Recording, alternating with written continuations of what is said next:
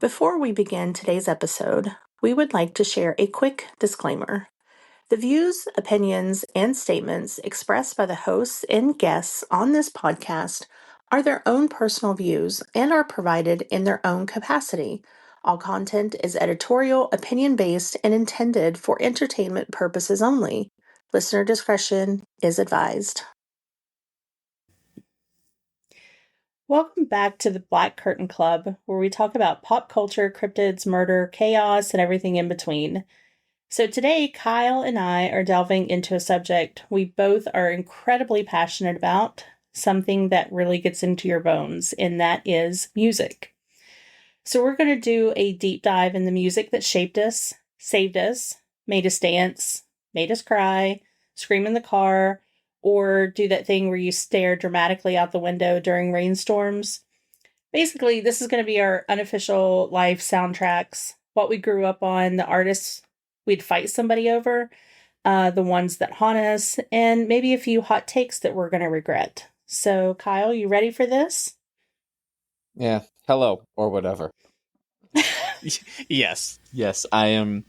I don't think I've ever been as ready, if I'm being completely honest. Awesome. Well, I would say cue the music, but we're poor. We're a baby podcast, and we're too poor to have licensing rights. So I did, just to kind of keep us on track a little bit, have just some questions that I kind of drew up, and we'll just see where the conversation takes us. So I think first, let's start at the very beginning, right? Where else are we going to start? So let's see. So if we're going to do this in 9 sections, let's start at number 4. Let's do the George Lucas route. We'll do it in 9 sections, start at 4, wait 15, 20 years, in the beginning. Yeah. So what kind of music were you raised on as a child? Let's see. Probably a mix of, God, everyone says they listen to everything except like one genre, but that really was like what I was raised on. But I guess, I think from my father, mainly like 70s and we'll say like 60s, 70s, and some 80s bands and groups and musics. His big ones, like I can probably take it to the entire discography of Rush, Bob Seger, Fleetwood Mac, and the Eagles. Thanks to him. Yeah, I love all of those. And my mother, if there's one thing that I got from my mother music-wise, it is my deep love and appreciation in the entire discography of Shania Twain. Oh, I'm sorry. What do you mean you're we're going to have conversations then. Oh, shit. We just started. We're, 4 minutes in? Not even? Right? That woman is a goddamn saint, and I don't care what your personal problems with her. I love her. I love her music. But also, I got like I want to say my mom was my first introduction to like the quote-unquote, like the rebellious, air quote-unquote, 80s music. So like my mom, thanks to my mom, I got like Def Leppard, Ozzy, AC/DC. Oh, wow. Like, yeah, a lot of that. All the hair bands too. Guns N' Roses. My mom listened to a lot of that when she wasn't like allowed to. And like my grandmother would yell at her, "Turn the devil's music off." Oh, yeah. You've never met her, but that is a spot on impression of my grandmother. Love you, Ma. But yes, I got a lot of that music from my mother. That's awesome. It's pretty great. Yeah, because I guess sometimes we associate that kind of rebellious music with the men folk, but that's awesome. Yeah. Your mom sounds like a pretty rad woman. My mother is a fucking trip. And I say that with all the love in the world. My mom's both my parents are. I can't even say that. They are. Oh God. They are trips.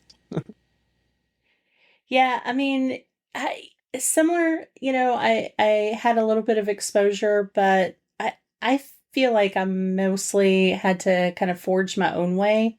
Mm-hmm. So like I come from like a very musical family, especially like, well, on both sides, I will say. Like, Mhm. my mom's dad was a very talented bluegrass musician.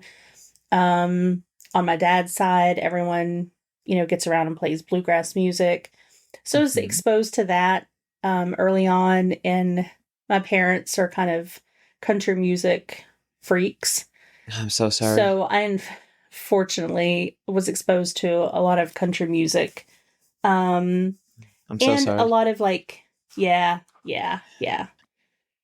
A lot of their music from like the 50s and 60s, maybe some of the 70s. Um, so I kind of like really had to dig in and figure shit out on my own. I can remember being very young and like discovering like David Bowie and Prince and the Rolling Stones and Michael Yeah. Jackson and There you go. all of Yeah. these greats, like, on my own. And, I kind of probably identify like maybe with your mom a little bit, because Mhm. being raised, not to like, bring a lot of religion into this, but, I was raised a J-dub. And so like there was a lot of music we were not Mhm. allowed to listen to or supposed to Mhm. listen to. Yeah. Like Michael Jackson was um, it was interesting because like they went on a rail against Michael Jackson's music, and then he converted to be a J-dub. He So did. there was a He little, yeah, did. Was it yeah, like he right after did. Bad too? Like kind of like, Yeah, oh yeah. Holy shit, that's yeah. right. And they're like, ah shit. Um, Guess we gotta take some of yeah, that back now. yeah. So it's not like, I have an older brother. And so probably, just picking up music that he was into, discovered stuff of my own. It wasn't like I had this great crowd of people growing up with that I could, share the latest Prince song with. Yeah. Yeah, I get it. No, for sure. That's how I discovered a lot of my, I guess, the music that I listen to now. Um Jeez, man, shout out to my homie CJ. Love you, dog. Um, even though you're my cat. Um, he's he was like the first like work like brother in arms, like in the trenches friend that you made. Everyone's got at least one person that you Hmm. worked like the crappiest job with that like you would have literally like the shady just my motherfucking man pots and pans, right? I can't Yeah. tell you how many bands that I listen to now and I absolutely love and adore that he's introduced me to, and like whether they're overrated, underrated. I only like that one song by them. It was like that, but also like the whole Warp Tour uh scene, which we'll get into that later in my little notes. Same thing. That was just so, but a lot of it was just that was you just you hit that one age and you just kind of whatever's on the radio whenever like whatever your parents listen to is what you listen to, and you kind of find your own things and you just kind Yeah. of work off of that, and then you just have that one then you, exactly then it then you start to realize what genre you like, then you do your own research and you just kind of dig into that. But luckily enough I had enough friends who were very passionate about different genres of music. We all had this one thing that we all hated country music. um Yes. Thank Yes. God. Yeah. So like my buddy, so like CJ was like the hard rock, the heavy metal, the stuff that anyone would label air quote unquote that screaming shit. He Yeah. was like he was my, he was the ferryman on that journey. He was my Quran for that one. Um, Another one of my good friends, Nick, he kind of he showed me a lot more of like 80s bands because of his brother. His brother's a little bit older than him, and so because of him I learned of, I mean, like I already knew of just Ozzy himself, but I learned of shit, Sabbath, Metallica, um Judas Priest, pretty much any of the other rest of the 80s bands. I learned, that's where I was first introduced to like Motley Crue, how much Poison sucks, Genesis, and so on. How much poison sucks.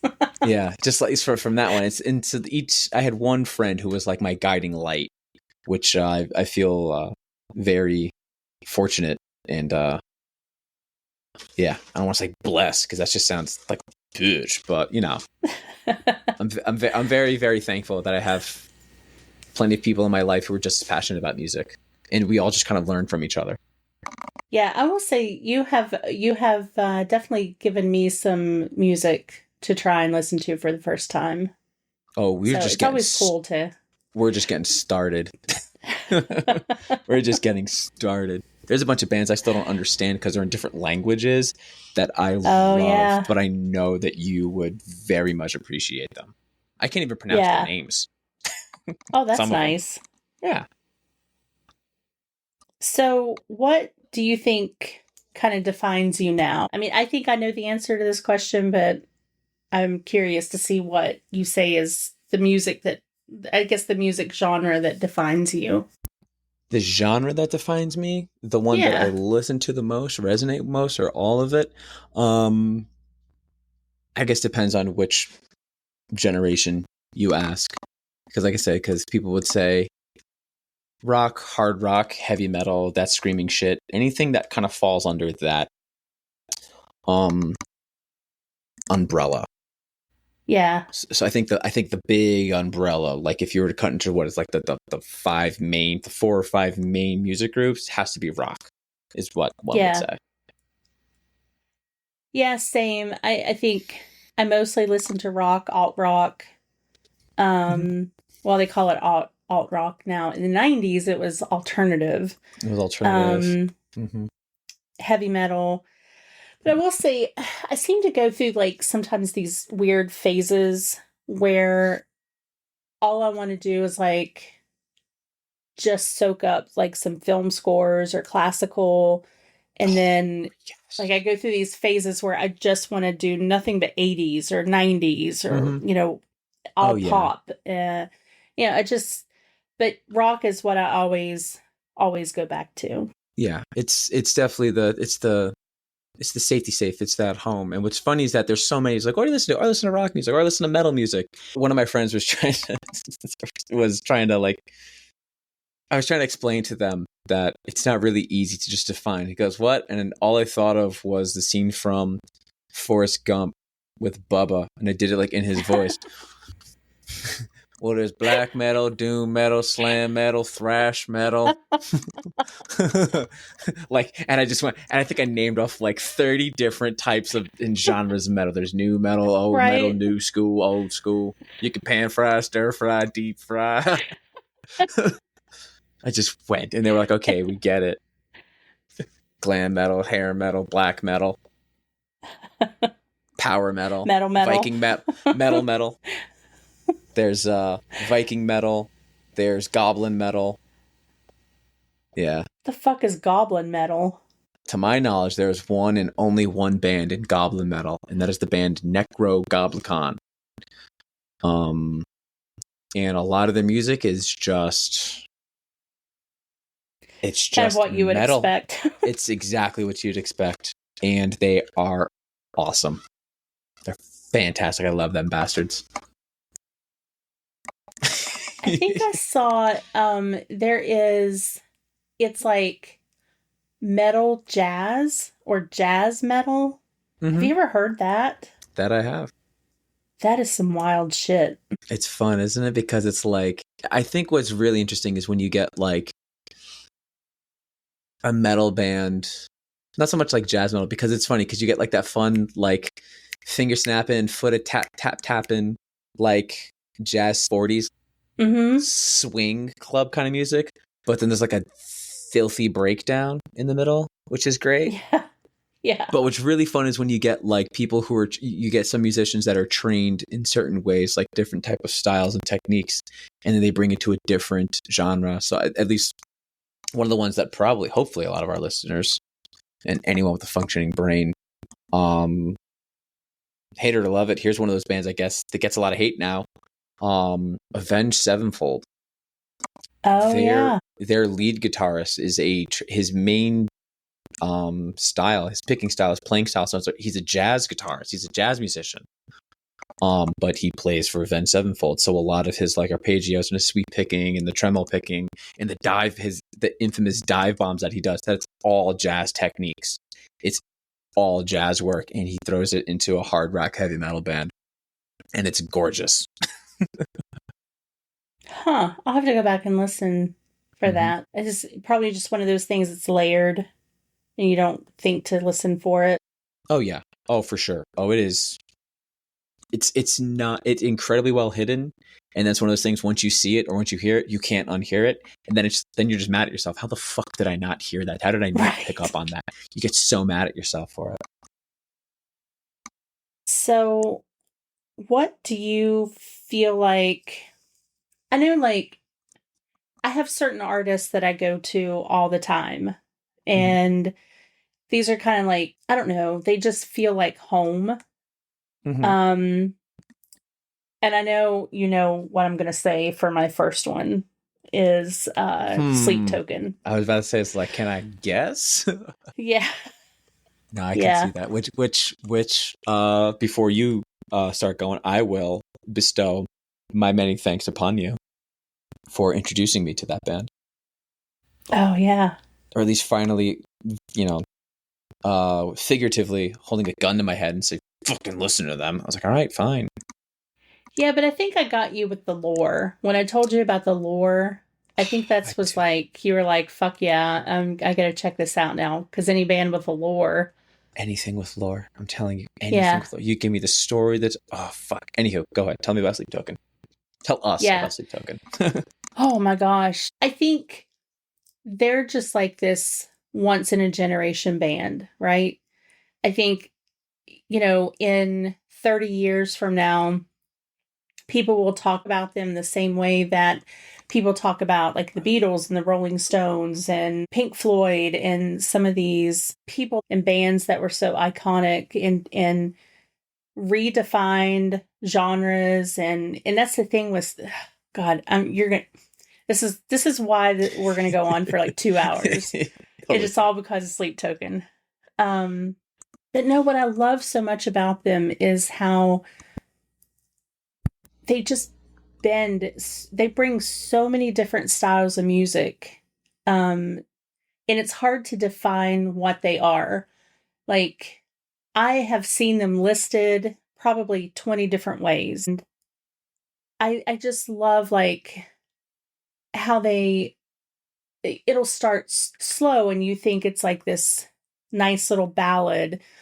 And then all of a sudden you're hearing, jazz being brought into it. And then all of a sudden your face is like just fucking melted by some kind of magical hardcore breakdown. And I know you had that moment recently with there's video proof. There's video evidence that exists of I was genuinely, that was my honest to God reaction to and that wasn't me playing it just because I knew people were like looking, but that is exactly how my body reacted to that. And it was just yeah, infinite baths. Yeah. Glorious. Which, glorious. It's a great fucking name too. Like that's another thing too. Like just to kind of piggyback, not that I have to support you in this one, but I'm fucking going to, is that you almost don't know what you're going to get from this band, because if you look them up, if you were to Google them right now, if you've never heard of them before, you Google them right now, you're going to see them and you're like, what in God's name am I going to listen to? It sounds like you're going to take like a bunch of kittens, throw them in a blender with like a bunch of washers, nuts, and bolts, and just hit frappe. That's what you think you're going to get from this band, but you don't. And then, even though it's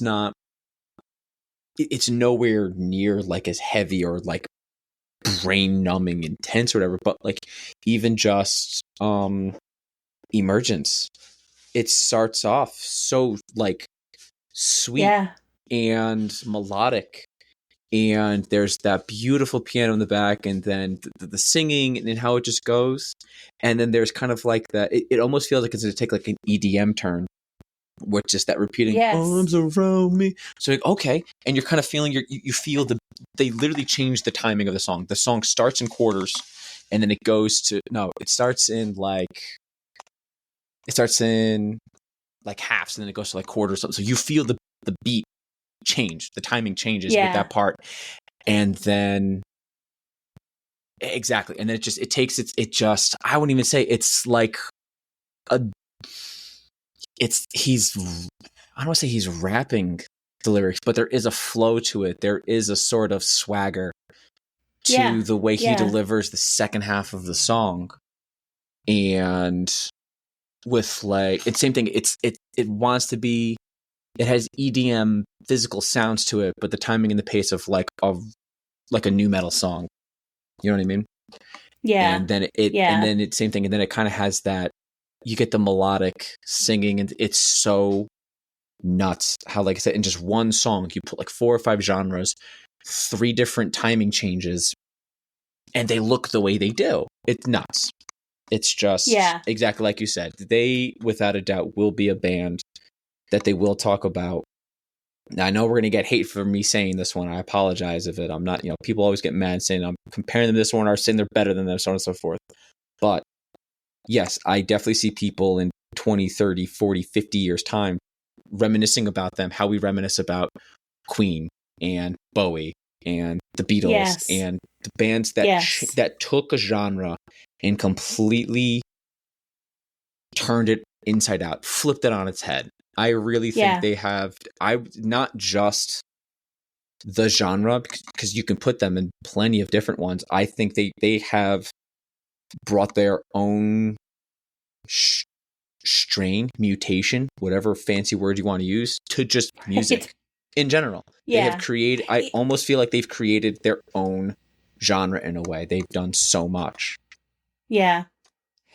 And there's so much emotion. And I mean, and if you kind of like even want to get technical, just in like how they fucking layer songs. I mean, every song is just layered to perfection. They're like onions. Layers. Layers. I am absolutely fascinated right now with the drummer who was Vessel 2 or 2. But I do this thing with music. After I listen to it like over and over and over, I will pick like, my ear will pick up on one instrument, and like I'll try to follow that one instrument through the whole song.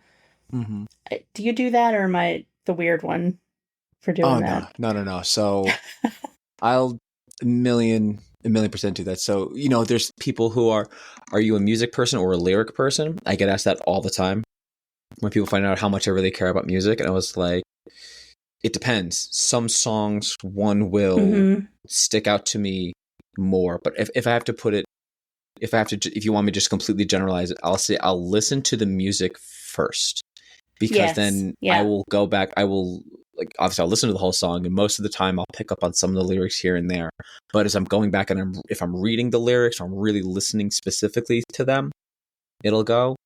But I will always, even if I'm paying attention to the lyrics, if there's one part that if there's a specific note or riff or bridge, like I said, or just instrument in general, if it's tickling my ear hole just the right way, I will not let, no matter how hard I try.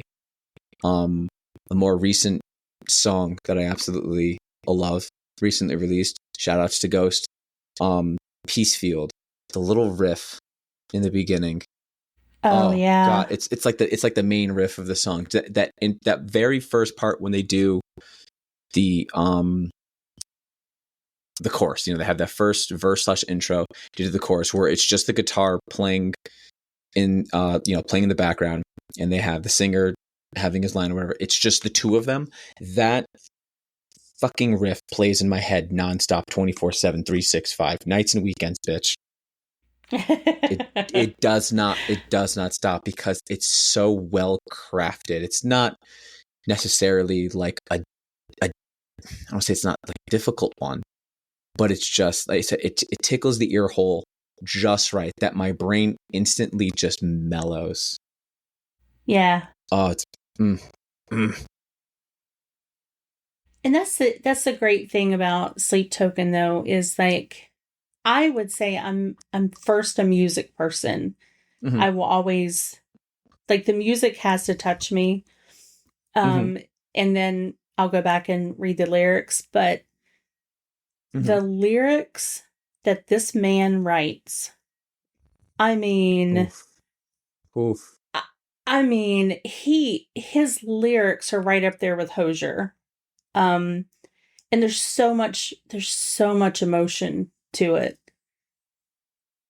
Yeah. It's just oh I yeah. remembered the I one from the other mean, night that I was trying to think of that's just stuck in my head all the time. I remembered it. oh yeah, Yeah. What is it? what was it? You know the behavior. Canines of the Savior. Um.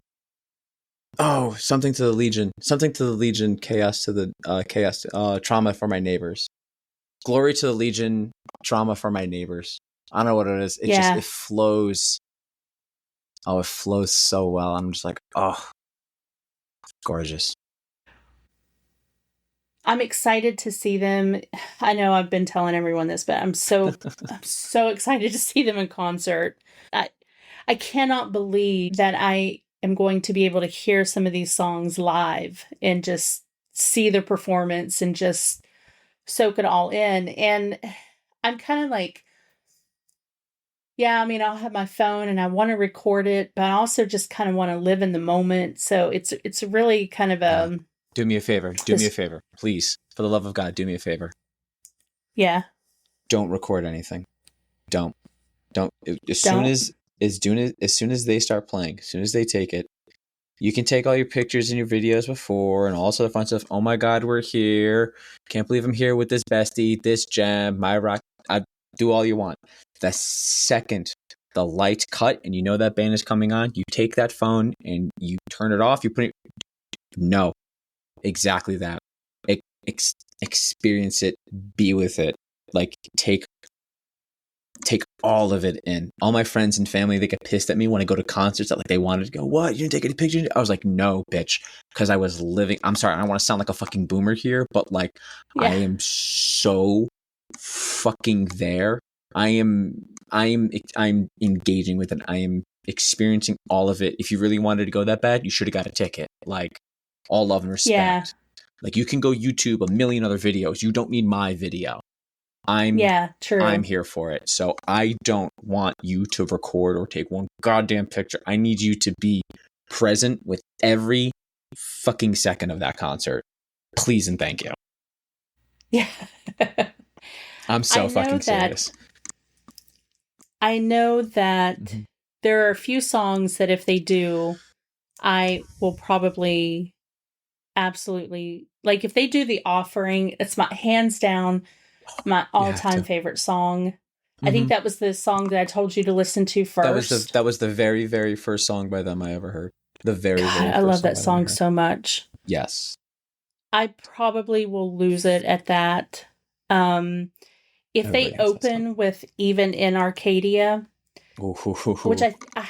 I think that they will because they've teased that intro and then they've released the Mm-hmm. sheet music to it. Yeah. So I can't imagine them not opening with that song, but if they Yeah. do open with that, I already told Becca I just will break down and start crying. There's no way Yeah. that I'm not gonna cry at this No, there's I can't say concert, it's a ritual. a ritual. Yeah. No, no, you're preaching to the fucking choir. You're preaching to the goddamn choir on that one. That's what fuck, man, music is just I think that's one thing that's whenever we talk I don't know if we had in our notes or whatever, but like memories, I think some of my favorite moments I've had at concerts, it's not even the actual concert itself. Obviously it is, but when I'm with people that um I mean, if I am with like loved ones, experience this. If I'm with someone that I even remotely give a shit about, it could be the person I met standing in line. If I'm talking with them and they've told me and I can see their insane excitement for this band, I hope they play this song and so on and so forth. And I'm just like, all right, cool. And they start playing that song. I immediately look for that fucking person.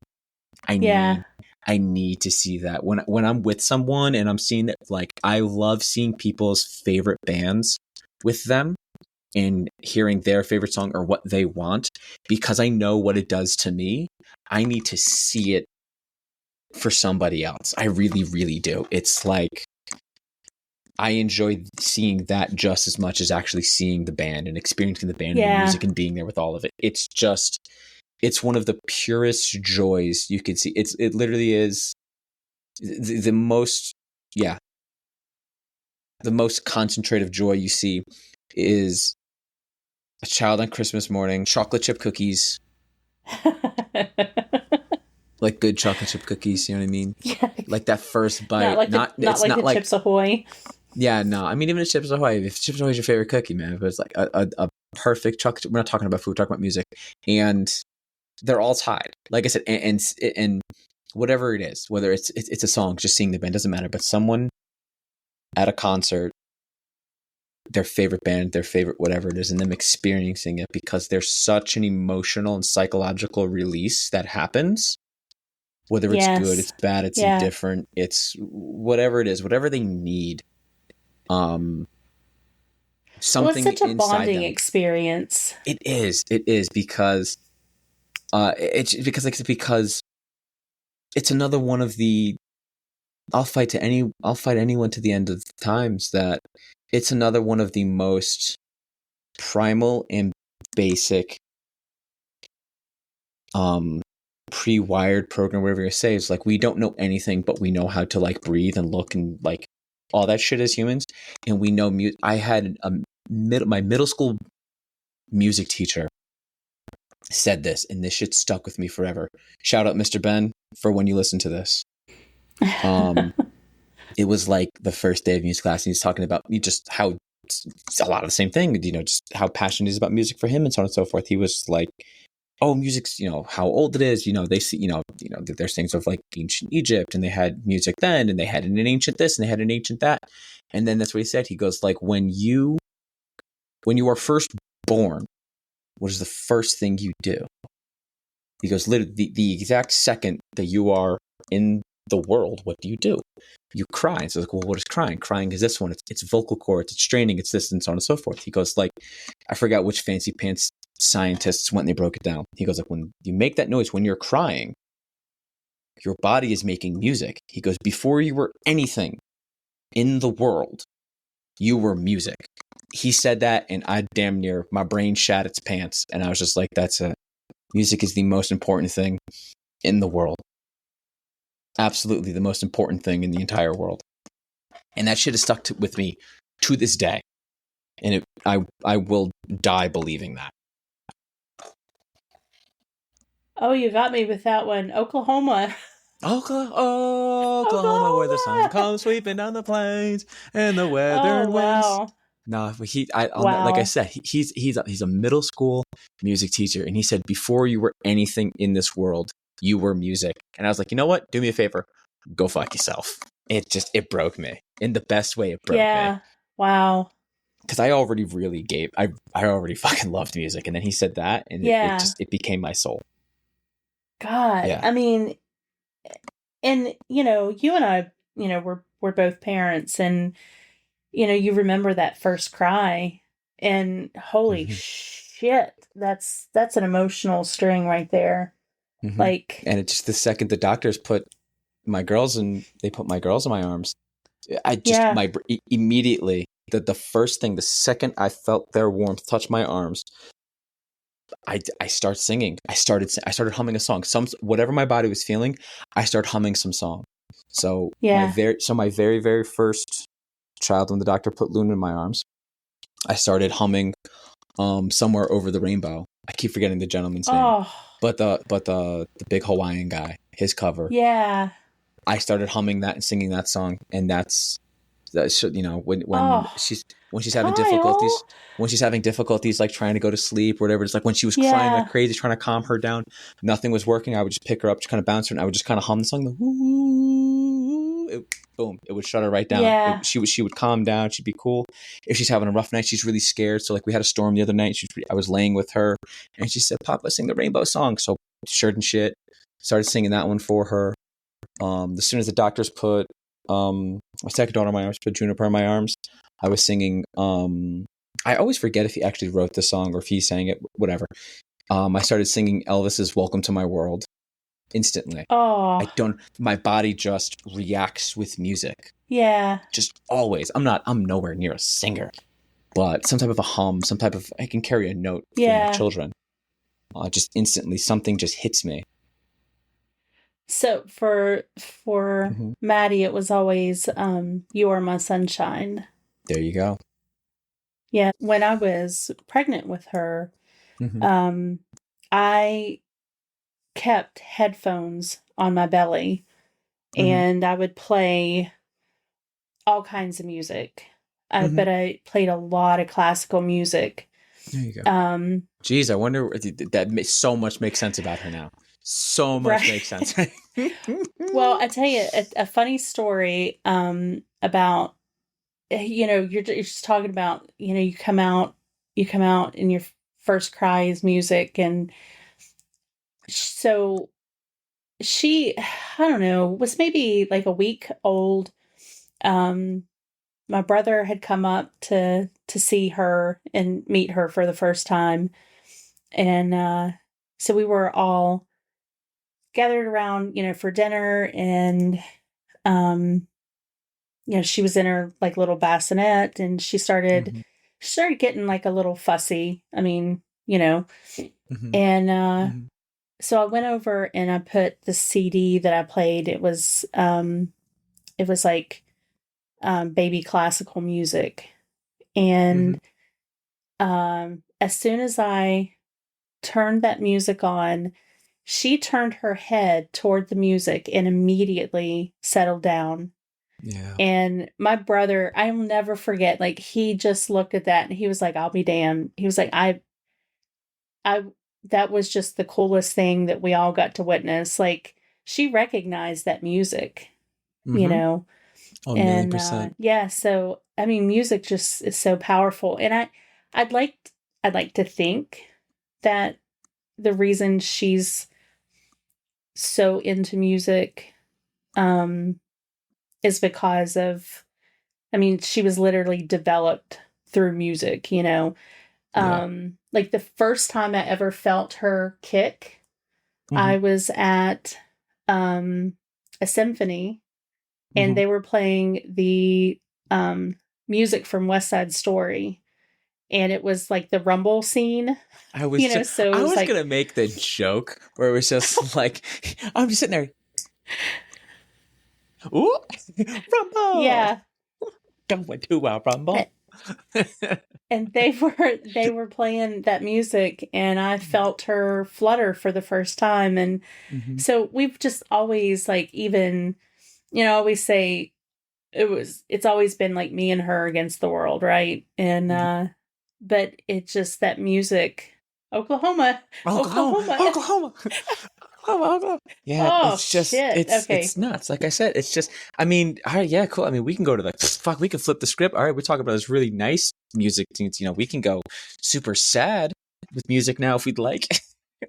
No, Oh god, no. no. Let's just throw it into the fire. Nah, but but yeah, exactly. So it's But just. yeah, concerts are special. And I've missed so many opportunities to see, like, I have always wanted to see the Foo Fighters in Mm, concert, and I swear every single time I've been in a position to, like, something happens. The last time I had VIP tickets to see them up in Pittsburgh, and the great tragedy happened oof. with their drummer. Yeah. And so, of course, didn't get to see them. But like the neighborhood, really loved the neighborhood. Mm-hmm. Always wanted to see them. of course they break Mhm. up. Yeah. Hey, So I'm hey, like, you have actually one of our beloved uh listeners and friends, uh Teresa. She either took she took someone before, she took like a nephew or something like that before they broke up, or she's taking her son now that they're back together. Either way, she's going to see Nine Inch Nails, and I'm like jealous as fuck. oh wow. Cause they're back together now. Cause they was like, let's go see them. They break up. God damn it. And I was like, I'm going to see them. It's like, fuck, that's awesome. God, I can remember being little and seeing the the closer video for the first time. I feel like for our generation, it was like, okay, how did you how did you first hear this song? Yeah, I feel like yeah. everyone has a But closer song. but like that video, I know we're kind of getting off topic here, but that video really was and Something. still is like it is wild, but it's so fascinating. It's disturbing and fascinating and dark and I mean, I mean, you're it's just probably one of the you're just reasons I'm describing kind the of like, band. yeah, You're just describing the band. You know that, right? yeah. Oh, they're great. Anyhow, yeah. No, there's all those. So, I like to think I've been very, very lucky to see some musicians that I have. It's just by the grace of God that I got to see Linkin Park with Chester. It was the oh one and only wow. time I saw them. I got to see in the same night My Chemical Romance open for Linkin Park. I mean, Ooh, let's okay. So actually, on the card was All American Rejects, Plain White Tees, AFI, yeah, AFI, and then went My Chemical Romance, and then Linkin Park. It was like an all day thing. wow. It was, yeah, and this was like right after. This was this was right after Black Parade came out. This was the tour they did before they did like their Black Parade tour. Yeah, so this was like height. And I know that you recently got to see your favorite band in the whole wide world. I was trying not to talk about that because I'm trying not to cry, but I did. Hey, I already got all of my feels. Shout outs. It's your turn Shout now. outs to, okay. All right. You got your feelings. Okay. You went on your rant on Sleep Token and your emotions. So let me dump my purse about Bullet for my Valentine. Judge if you will. I don't fucking care. I love this band. Shout outs to my amazing wife for getting me the greatest gift anyone could have ever given me. It was tickets to that concert. We went earlier we went middle of last month. We went, and they have been my absolute favorite band for 20 years. Technically a little over 20 years because they released like an EP. Remember when bands would release EPs? They would release like 4 or 5 songs, like as like a mini album, as like a teaser, instead of just like drop them as like singles. You would drop a whole bunch either way, and then they would finish those songs. But whatever. They first dropped the Hand of Blood EP, which had the songs. Oh shit! Hand of Blood, Hit the Floor, Suffocating in the Words of Sorrow. I think Tears was on that, and The Poison was on that. I think those were like their first 5 songs that they did, but whatever. And then they released the album The Poison 2005. Yeah, the very, very first song I ever heard by that band was Her Voice Resides. It's the first actual song. You know, this is also when bands put like, okay, the first song is like the intro, and it's just like a 45 seconds, like a minute and a half, like instrumental, which they did with Apocalyptica, by the way, which is badass. So then the song Her Voice Resides was the very, very first song I ever heard by that band, and I was instantly fucking sold. And I just had to hear just that one, and I was sold on them completely. I didn't care. Whatever they were selling, I was buying. I have seen them every single time they've played in the US. They're based out of Wales, for those of you who don't know. A bunch of Welsh lads. I've seen them every single time they've come to the US for the past 20 years. I have not missed a tour. I have not missed a show. Oh, wow. And yeah, a massive, like, oh god, that album is so it's Well, one, wasn't this like a special tour? It was because they were it was the doing like the 20th 20th. it was the 20th anniversary of this album. So it was their very first album. It was the 20-year anniversary of said album. It's like the 20th anniversary of the band, really, when they just have been a band. And they played it cover to cover. So it's just, I can probably write out every word, every note for each instrument. I can play every song off of that album on every instrument that band plays.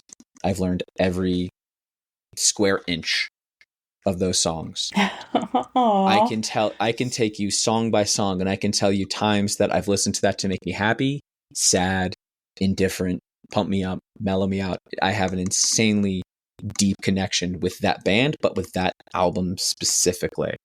And anyone who doesn't know that band, they're the band who gave us the song Tears Don't Fall. Just so much of my life is from that band, not just that album, but it was the very first, one of their songs was the very first song I ever played, like with like a garage band, like as like the first gig we play like outwards. The very first song I ever played in a band on a stage was a Bullet for My Valentine song. One of the very first modern songs I learned to play on guitar was a Bullet for My Valentine song. The very first song I ever learned to play on guitar was Paranoid. We'll get to that in a minute. Two people who are massively to blame for music, for my love and passion for music, is first and foremost my father, because of how big he's been playing drums for over 50 years now, in and out of bands this, in and out of bands that. Music is all because of my father. I would not enjoy music as much if not for him. But then, so he just kind of like, music is a thing. And then one of my incredibly close friends, Jake, rest in peace, big homie. He was the one who he honed the edge of like the genre that I love, and like my love for he was the one who introduced me to Bullet for My Valentine and all of that. And the very, very last song that him and I ever learned to play together on stage was the song The Last Fight by Bullet for My Valentine off their album Fever. Oh, wow. That is one of my, even before he passed, that song was already very, very near and dear, and I love that song. It resonates with me very, very much. And it's just a badass song. But now I hear that song, I always think of him. I hear that song. If I'm home and I hear that song, I listen to it twice. One, to listen to it, and then two, I have to go grab my guitar and I have to play along with it. If I have a guitar by me, I have to physically play it. And I can't even begin to describe the emotional release I have when they play that song live. I cannot. It's got to be intense. My younger brother's, the very first concert my younger brother went to, my wife and I took him to, this is when I was back living in Connecticut. We took him to Boston. It's called the British Invasion Tour. They had Asking Alexandria opening for Bullet for My Valentine. And they played that song about halfway through. And it's about halfway through they're playing that one. And they did this badass thing that they don't do that much anymore. They play the first they do a little talking. Hey, can you guys help me play this next one? Yeah, all right. And it's like, he took the distortion off the guitar, so it just sounds like it's playing clean. It sounds like an acoustic. And they'll play like an acoustic version, the first like verse and like chorus of the song. And then you'll just hear the hi-hat count in, and then they'll just fucking kick you and just play the song. And oh wow. It's just it's almost like an out-of-body experience for me. It really is. That song means so much. That band means so much. That moment all means so much. And when that song was over, they played the last note, dun, dun, dun, dun, dun, dun, and then they cut it, and like the lights go. My legs literally gave out from underneath. And I got my arm around my younger brother, and we're jumping, and we're singing every word of the song. We're just like having the time of our fucking lives, so on and so forth. The song cuts, and when I tell you, like a light switch, my legs gave out from underneath me, and I start bawling like a fucking 2-year-old. Um, Oh, Kyle. Oklahoma. It Oklahoma, Oklahoma. it gets me every single time, But I can't. That song is it's yeah. That song, that band, just all of it just means so goddamn much to me. And so the How fact many that, times did you cry at the concert? oh God, I think just twice, like actual cry once, but I teared up twice. Yeah. So I teared up as they're doing like their little, as like the intro is playing, because the very first time I saw this band, um, like I said, it was almost 20, like I said, it was over 20, it was about 20 years ago when I saw this Yeah. band, and I could just remember just being that. And the person I saw this band with the most was my friend Jake. Same thing, because it was his favorite band too. So it meant so much to me, like seeing this band Yeah. and this album with my wife, because music, I feel music, she may not be as vocal about it as I am, but music has just as much of a role in her life as it does mine. And Hmm. like that was our thing. I did so many concerts. We were the concert buddies. Every single one Yeah. we went to every Warped Tour together. We would lie, cheat. We still found a way to go to concerts when we were working 3 jobs, trying to save for and pay for our insanely expensive wedding. We still found time to go to shows, to go to concerts, so on and so forth. It meant Right. that was us. It was the best thing for us, and that was the first we've been to. Fuck, I think since we've had kids, just us, just the two of us. It's been a long time since it's been just the two of us go to a show. So it meant so Yeah. much to be there with her, to experience that. It was just, yeah, it was very overwhelming. So it's there. I'm just like, it's the band's getting ready to come. She's there. It was a lot. Yeah. So I teared up then, and No, try to it's say, great. I yeah, will, fun fact, you hmm saw that concert on my birthday. I did. Saw that concert on your birthday. Yeah. That was something. Ah, fuck me, man. The song I cried to was the very first song I learned to play by them. The very first song I played on stage, um, was my friend Jake's favorite song by them. Gun to the Head, favorite song in the whole entire world. With the lovely title "Suffocating Under Words of Sorrow." Oh, Um, God. I love that song though. It's insanely easy to play. It's just same thing. The riff just goes, the time, the pacing, the song, like it shows up, it fucks you every which way to Saturday, and then it's out the door in like 3 minutes. It just shows up, fucks, and leaves. I love it so much. Yep. Yep. It is all about it. Fucking love that one, man. So yeah, no, I cried. I cried with that song. I cried with that one. With my whole Yeah. chest. Not like sobbing and weeping on the floor, but tears came out of both Right, eyes. right. Yeah. Yeah, it I was think great. that's good. I think, that's the power of music. It has the ability to bring out so many different emotions. And whatever you're feeling in the moment, like Mm-hmm. there's a song to match that, Oh, and absolutely. it's just music is just it's such a sacred thing. As one artist, if I'm going to tell you this quote, and if you don't know it, you might be shocked with who said it, because I know when I first heard I was like, what? Music is the strongest form of magic, or music is the most powerful form of magic, something like that. I would say Stevie Nicks said that. Nope.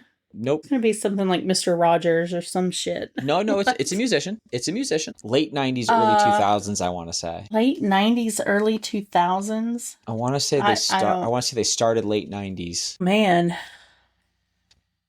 I don't know. as Manson.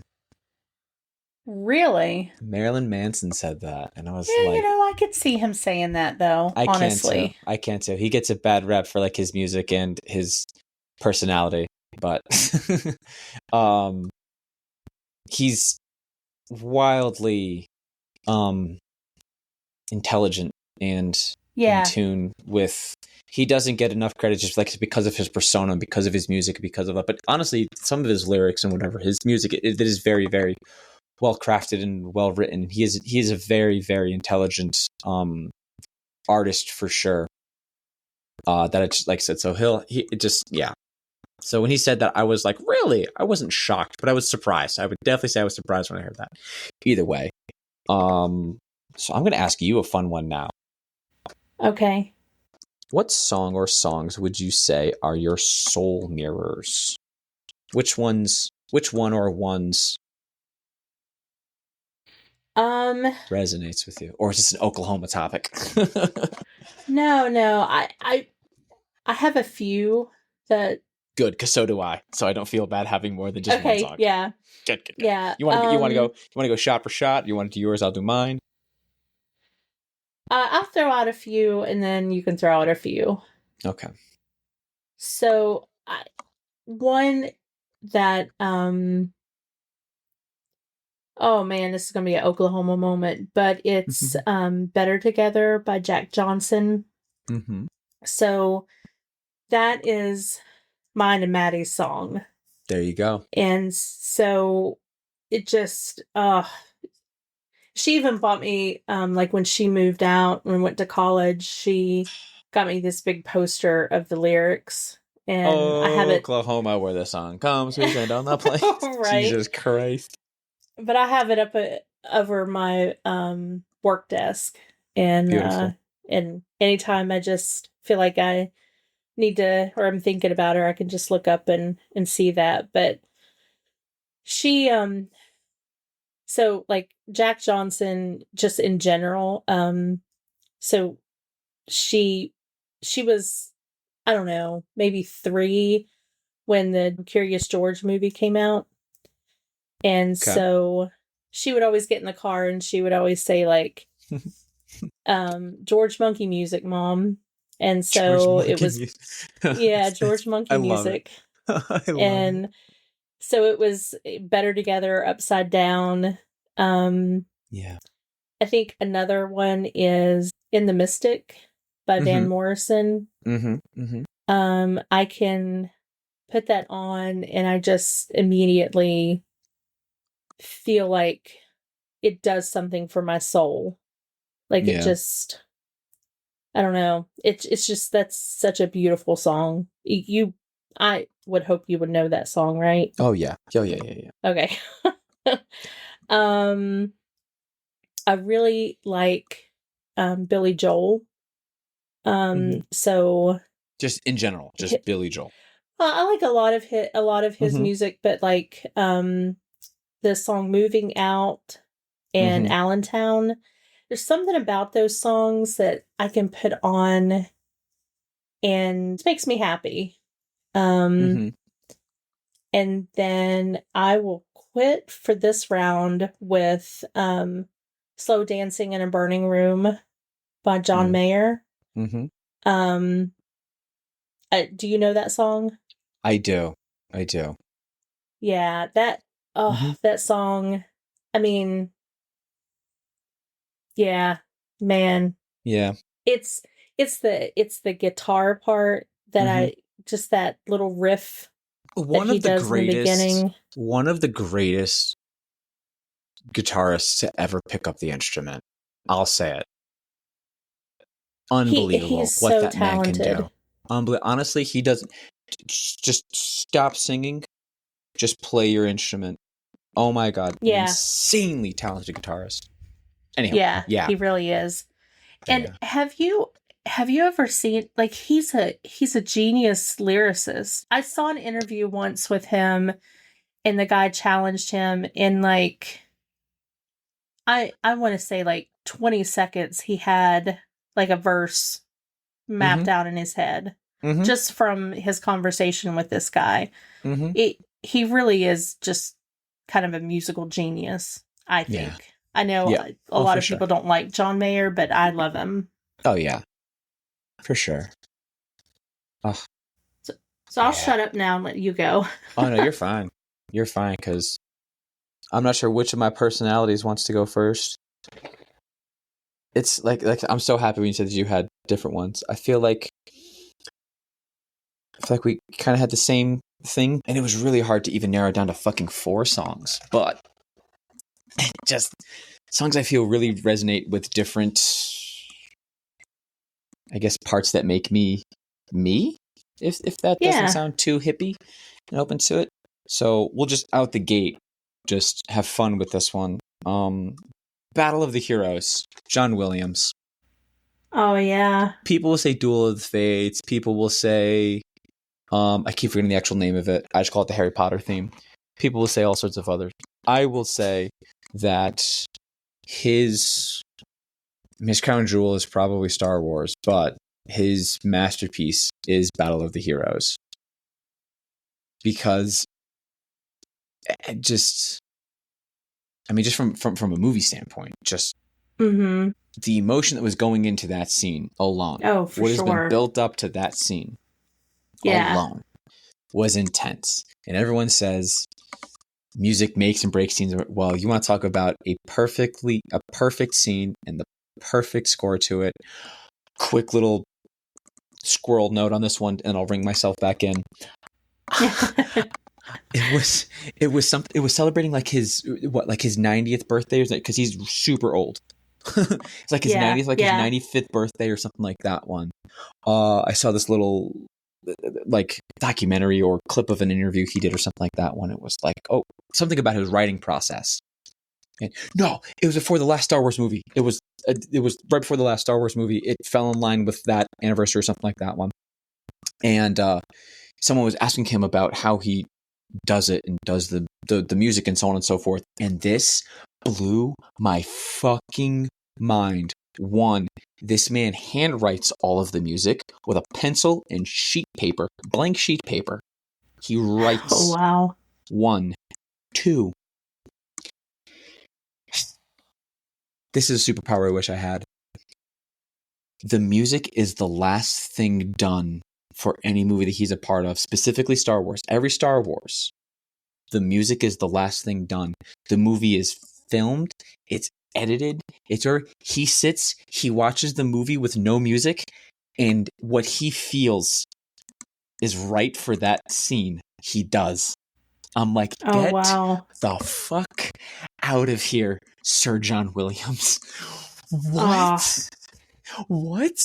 This man watches essentially a silent movie or a silent scene in a movie, and then what he feels is what he puts. That I'm getting goosebumps right now just saying that. Like, Yeah. oh my god. But yeah, Battle of the Heroes, bringing it back. It because I don't know, a lot of it. If anyone hasn't picked it up on the episodes I've been on here, I got some problems in the attic, you know, and so I kind of hum that song to myself if I'm having like a rough day, kind of like struggling with, I don't know, I guess anxieties, if you will. Like there's that Yeah. I don't want to say the good and the evil, but I call it the rational and the irrational parts of my brain. If it's that struggle that's going back and forth, the light and the dark, the good and the evil, whatever it is. Mm-hmm. It's that song just hones it out. Though it doesn't necessarily end it the best way, as long as I always have the high ground. I always make sure not to underestimate my powers, though. How many more puns, man? But it's exactly what it is. I feel that song really encompasses that, because there is the beautiful orchestra, but then the deeper tone. You get what I'm saying? It's light and dark, and it's fantastic and it's beautiful. Yeah. So that one just kind of helps out with that one. Yeah. I mean, man, John Williams. I mean, he's a master. I often think that the composers that are doing film scores are pretty much the Vivaldis and Beethovens and Mozarts of 100 years from now. They're going to be held in the same, because, not to get on a classical kick here, but when you think about it, like a lot of these, the classical greats they were writing music for operas and plays. Oh yeah. Well, movies are just there are operas modern and day plays. operas and plays. Yeah. Exactly. Yeah. So John Williams certainly will be one of the greats. I mean, he already is one of the greats. He is the great. And I would say that I'm thank you for saying that, because I've always kind of thought that. I was like, this man needs to be put on the same level as Beethoven and Bach and the rest of them that I don't know. Just like, but truly, because it is an orchestra. He is a composer. He is leading. He is the same thing. It's just, because it's for a movie and it's not get bent. He has just as much fucking talent as the rest of them, and he can fucking hear. So suck it, Beethoven. Yeah. He has all of his senses that we know of. Like I said, the man is in his 90s. It's true. I'm just kidding, John Williams. Don't hate me. Don't be mad at me. I love you. Anyway, this next one I'm not going to go too deep, because there's a story behind it. There's an insanely talented musician by he goes by the name of Miracle of Sound, and he has his own music that he just kind of does, that he just thinks of. But a lot that he does is that he's a big nerd like I am. He loves video games and movies and so on and what have you, and he writes his own original songs that he feel would fit in that one. Well, he wrote a song for the Norse reboot of God of War. He called it Ode to Fury. I listened to that song one time, and it will stick with me for the rest of my life. And that's all I'm going to say about that. Yeah.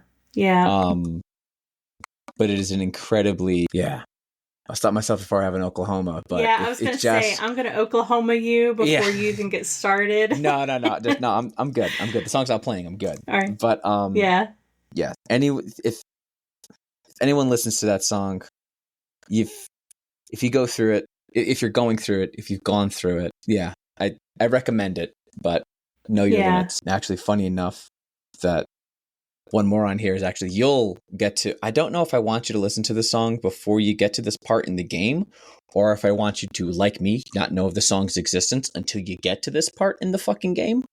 But it was originally written, Jesus. It was an original, it was written, it was an original piece for my favoriteest game in the whole wide world, Red Dead Redemption 2.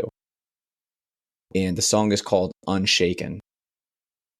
And the song is, I leave it completely up to you, but I also don't want to oversell it. I want to do this and beat the prize like him. No, do what you want. If you want to listen to the song, listen to the song. But the song is about, determination, perseverance, everything sucks around you, just placing your feet, throwing your shoulder down, standing strong, and soldiering the fuck on. But the main, it's in the it's the chorus and some of the first words in it. May I stand unshaken against the crashing world, against the crash of worlds. The old, the new, who I was, who I am, who I want to be, kind of thing. It's just, at least what it feels to me, it was saying is that to remain who I am, whether it's deep down or if I have to change to become someone new, don't let it falter me, and stay true to who I am and who we are, or who I want to be. No matter how much everything else changes around me, I will not change, which I feel like a new kind of outlook on life I like to have, because I feel like I feel I did a lot of that throughout my life. Yeah. And then finally just, standing up, is that enough is enough, kind of this is it. If you like it, hey, I'm heading this way. If you don't, fuck off, kind of a thing. So it was really... Right. Yeah. So that one's really, like I said, it's one of my favorite parts of the game, because the song just plays and you can just hold the travel button, and it's it's its own music video. It's awesome. So you get to listen to the song. It's I love it so much. It's about halfway through the game. Either way. Oh, okay. Yeah. And then one more, and I'll shut the fuck up at this part. Is This Desire by PJ Harvey, I think it's the artist. I don't know if you're familiar with that artist or song or whatever it is. It is in the show Peaky Blinders, which I absolutely love and adore. That's for a specific part of my brain, a specific part of I feel. You know what? I don't think I give a whole lot of details about that one. Go ahead and listen to that song and make your own judgments of why I chose that one. How about that? Yeah, I will definitely listen to it and give you my notes on that. It's a specific feel good. I love it. Yeah. Did you have some more? Oh no, that was the 4 songs of my soul mirrors. Well, I did want to mention, speaking of like soul mirror songs, that I've recently had a new one that I could add to the list. And I don't know why I didn't add to my list. Can I guess? Can I guess? Can I guess? Go ahead and guess. What am I going to talk about? I don't know if I always feel like I don't pronounce it right. So I'm just going to say it's from the band Ghost. Yes. Yes. Yeah. Lacrima. Lacrima. It is Lacrima. Yeah. And yeah, that song, when I first heard it, I will say it was a very, very like special moment. I will always remember the day that I heard that song, and you know why. How much details are we allowed to give? I don't know. I want to be respectful, you know. No, not that type of details, but we can at least tell the people when you heard the song. That's public knowledge. Well, I heard it when it dropped on it's release. It's YouTube. release. You were part of the first date. people. It's release moment. You were amongst the first to listen to it. Yes. Yes. And it was on your birthday too. So it was on my birthday. Yeah. Well, shout that out. See, we had massive musical moments on each other's birthdays this year. High five to us. High five. I'm like high-fiving you right now. Just go on about the song. It's okay. Just go on. Yeah. Yeah, so this song, like I said, I loved it from the very beginning. But the more I like listened to it, and I kind of went through like a little bit of a rough I say a little bit of a rough batch. Yeah, it was just a lot. Oklahoma, where the sun comes looking down the plains. But I'd listen to the song. I went for a drive and was listening to the song, and I was like, started picking up on some of the lyrics, and I was like, I think this song is about trauma. And so when I came, I was actually staying with my daughter. I was down in Morgantown, and I came back, and I got the lyrics out, and I read them, and I just completely fell to pieces, because I thought, this is my theme song now, and now when I'm kind of in a dark place, I can listen to that song, and it just gives me so much power, I guess I want to say. And that song has been such a gift to me. And I've never been felt compelled to like want to write or tell, an artist what a song means to me. But holy cow, like this song, I feel like, and I know this sounds so cheesy and cliche, but in a lot of ways, this song saved my life. It just helped me put a spin on some things that I needed to think about in a different light. And it just really helped me kind of get over that hump that I needed to get over.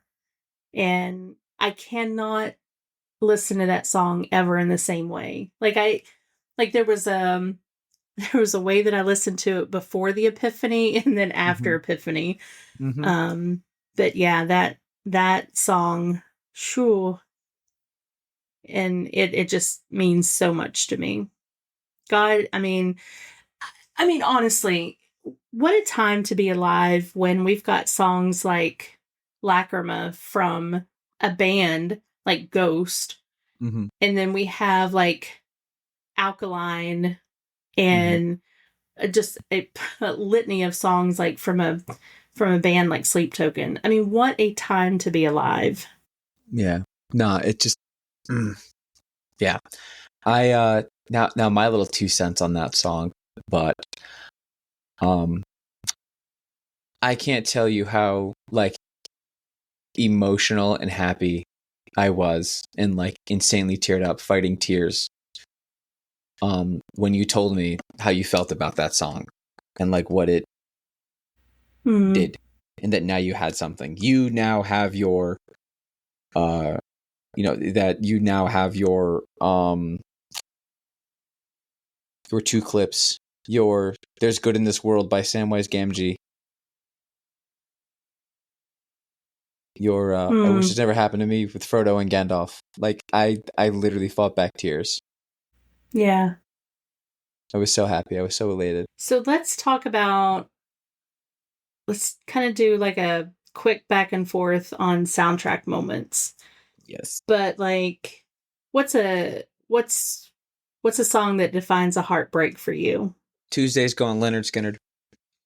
Oh, that's a good song. Mine is My Immortal by Evanescence. Christ. Fucking Amy Lee. God, what a voice. So go from heartbreak to triumph. What's a song that defines triumph to you? Oh, crap. I have a fun one. Go for it, because I didn't have one for that one, because that's really hard for me to narrow down. Oh, I chose Don't Stop Believing by Journey. Oh, fucking kill me now. I fucking love that song. If I was stuck on an elevator with Hitler, that song, and like the person who invented coleslaw, and I had a gun with 2 bullets in it, I'd shoot Don't Stop Believing twice. I swear to God, I shoot that song fucking twice. I fucking hate that song. Hey, I want to know what you have against coleslaw. I honestly don't. I don't. It's just social media has a thing against coleslaw. I'm 50-50 on coleslaw. It belongs in. It better be on my goddamn pulled pork, on my pulled pork sandwich. But we'll do a food episode one time. Yeah. But yeah, no, it's just, everyone's just like, fuck you, fuck me, fuck Ernesto de la Cruz, and fuck coleslaw. You know what I mean? Like, you'd see it on the internet, but yeah, I'm shooting Don't Stop Believing twice. Twice. Oh, I think it's just it's a fun song for me. I think it's a fun song for everybody else around me now, because I fucking hate it so much. So I had in here like a quiet sacred moments, and I feel like we kind of touched on it a little bit with like the soul albums, but a little bit. But when quiet sacred moments, I had like same thing. It was difficult. We kind of touched on it, like I said, quiet sacred moments. So I saw it as 2. I kind of went in 2 directions with that one. So when I was thinking quiet sacred moments, is that like very intimate father-daughter time, or parent and child time. So that was Somewhere Over the Rainbow and Welcome to My World, for sure. But then I was thinking just like something I would see as like quiet and sacred is like just that by yourself, there's no lights. Like, okay, the most precious and pure sacred moment, if you will. Picture this. Close your eyes if you have to, and picture this for a second. It's like it's the middle of winter. If you live somewhere where that has winter and snow. Sorry for everyone close to the equator. It's Columbia, like don't listen to this.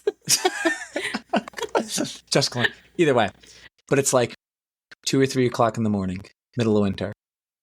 You have to, for whatever reason, you get up in the middle of the night, you heard a noise, bathroom, you just up because you're past. Either way, and you're just like, you get up to see, you knew it was going to snow, so you kind of pull the shades back and you look outside, and there's that faint reddish maroon hue to the sky because of all the lights. Yeah. If you live in like a city area, there's that maroonish reddish kind of hue to everything, and you see that it's snowing, not like a blizzard. There's no like hard winds, not an insane storm, but there's that nice constant snow that you know there was not going to be school the next morning.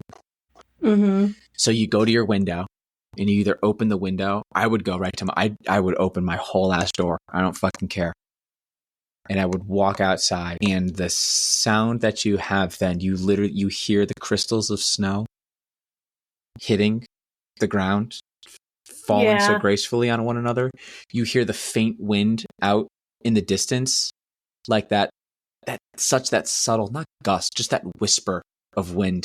And then just like the scraping of the ice crystals across one another. It's just, tell me something that is more quiet and peaceful and perfect than that. So I was trying to think of a song that makes me either think of that, feel like that, or for me, for whatever reason, is last time that I was able to experience that, like I had those moments holding my children, what song instantly did my body just start doing? And I feel like I'm painting this picture of like this perfect, amazing song, but it's kind of a downer. But it's, anyone who's not part of like, I don't know, the specific culture, if you will probably see it as a downer. But whatever. It is.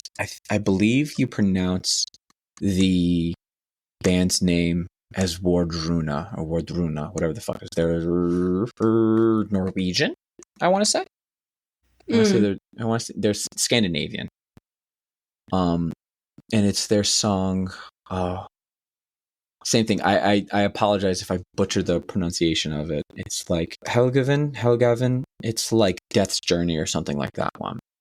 And it's essentially a song of a soul transferring into the afterlife. The lyrics, I want to say, they like translate into who will hold me in the dark, who will hold me when it's all gone, when it's so cold, so cold. I want to say that's like roughly translated to like the first lines of the song.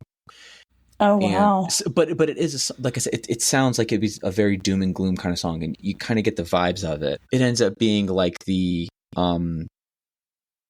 acceptance, if you will, of like the acceptance of death. It's a part of life. Like the end, the song kind of builds up, and then the music stops, and then he speaks words. And I want to say it's the same thing. It like translates to life is pure, but not eternal. All things die, warriors die, cattle die, the gods die, but reborn anew, or something like that. So it is, so kind of like we talked about back on like our myths one in Norse mythology. In Scandinavian, there's a lot of that birth and rebirth, and that, yes, death is unfortunate, but there also is that creation. There's that good side. It's totally fine. There's acceptance to it. So that is that quiet, sacred song, sacred moment that I think I think about, because it is a quiet and morbid thing to think about, is that because it just, I feel the two of them go hand in hand. That moment that I think of, that peace and quiet and the serenity of the cold night in the middle of the winter, they literally call it like the cold march in the song, and so on and so forth. So it just, they kind of resonate with one another, go hand in hand. I don't know, maybe I'm just morbid and fucked up, but if you haven't I mean, we're If all fucked up, right? Yeah, but come on, it's you and me we're talking about here. It's me we're talking about here. If you haven't heard that song, I cannot recommend it enough. Just that band in general, really. Yeah, I think, Oklahoma. yeah, definitely a song that I want to like listen to and Mhm. look up and lean into. It sounds like Just something that would be right up my alley. I see you in very much enjoying this band, artist, musician for sure. A lot of emotional ties. Yeah. Yeah. Yeah, and I think when I think of like these quiet moments, I tend to lean into more of like very specific film scores that I just lean into and love so much. Mm-hmm. Mm-hmm. Um, one of my all-time favorites is from Batman Begins. It's and I'm probably going to butcher the name of this, is Iptisicus. Mm-hmm. Mm-hmm. And I I can't, there's been so many times I've just put my headphones on and just cranked that song up, and that song is just so emotional for me. Mm-hmm. I Oh, love it so absolutely. much. There's one of my other favorite composers is Raymond Djawadi. So he did Mm-hmm. all the music for Game of Thrones. Beautiful. Um, Beautiful. but Light of the Seven, Mm-hmm. that's one of my favorites, and Protector of the Realm. Mm-hmm. So that's from House of Dragon. Um, I lean into Across the Stars Mm-hmm. by Yeah. John Williams. Um, Oh and God, no! Why did you? yeah, Across the Oh, Stars. God, that song. Oklahoma, where the sun comes sweeping down the plains. Well, I'm going to, and then my all-time favorite, and this is going to be an Oklahoma moment, um, is Time from Hans Zimmer, which is from the Yes, movie Inception. yes, yes, yes, yes. That song, oh, I could probably listen to that song a million times and never get sick of it.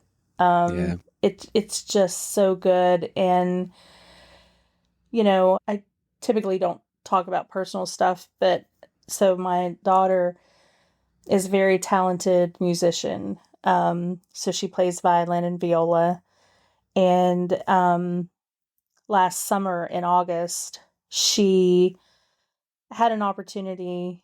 Well, she earned an opportunity. So she was one of eight Damn right she violists. did.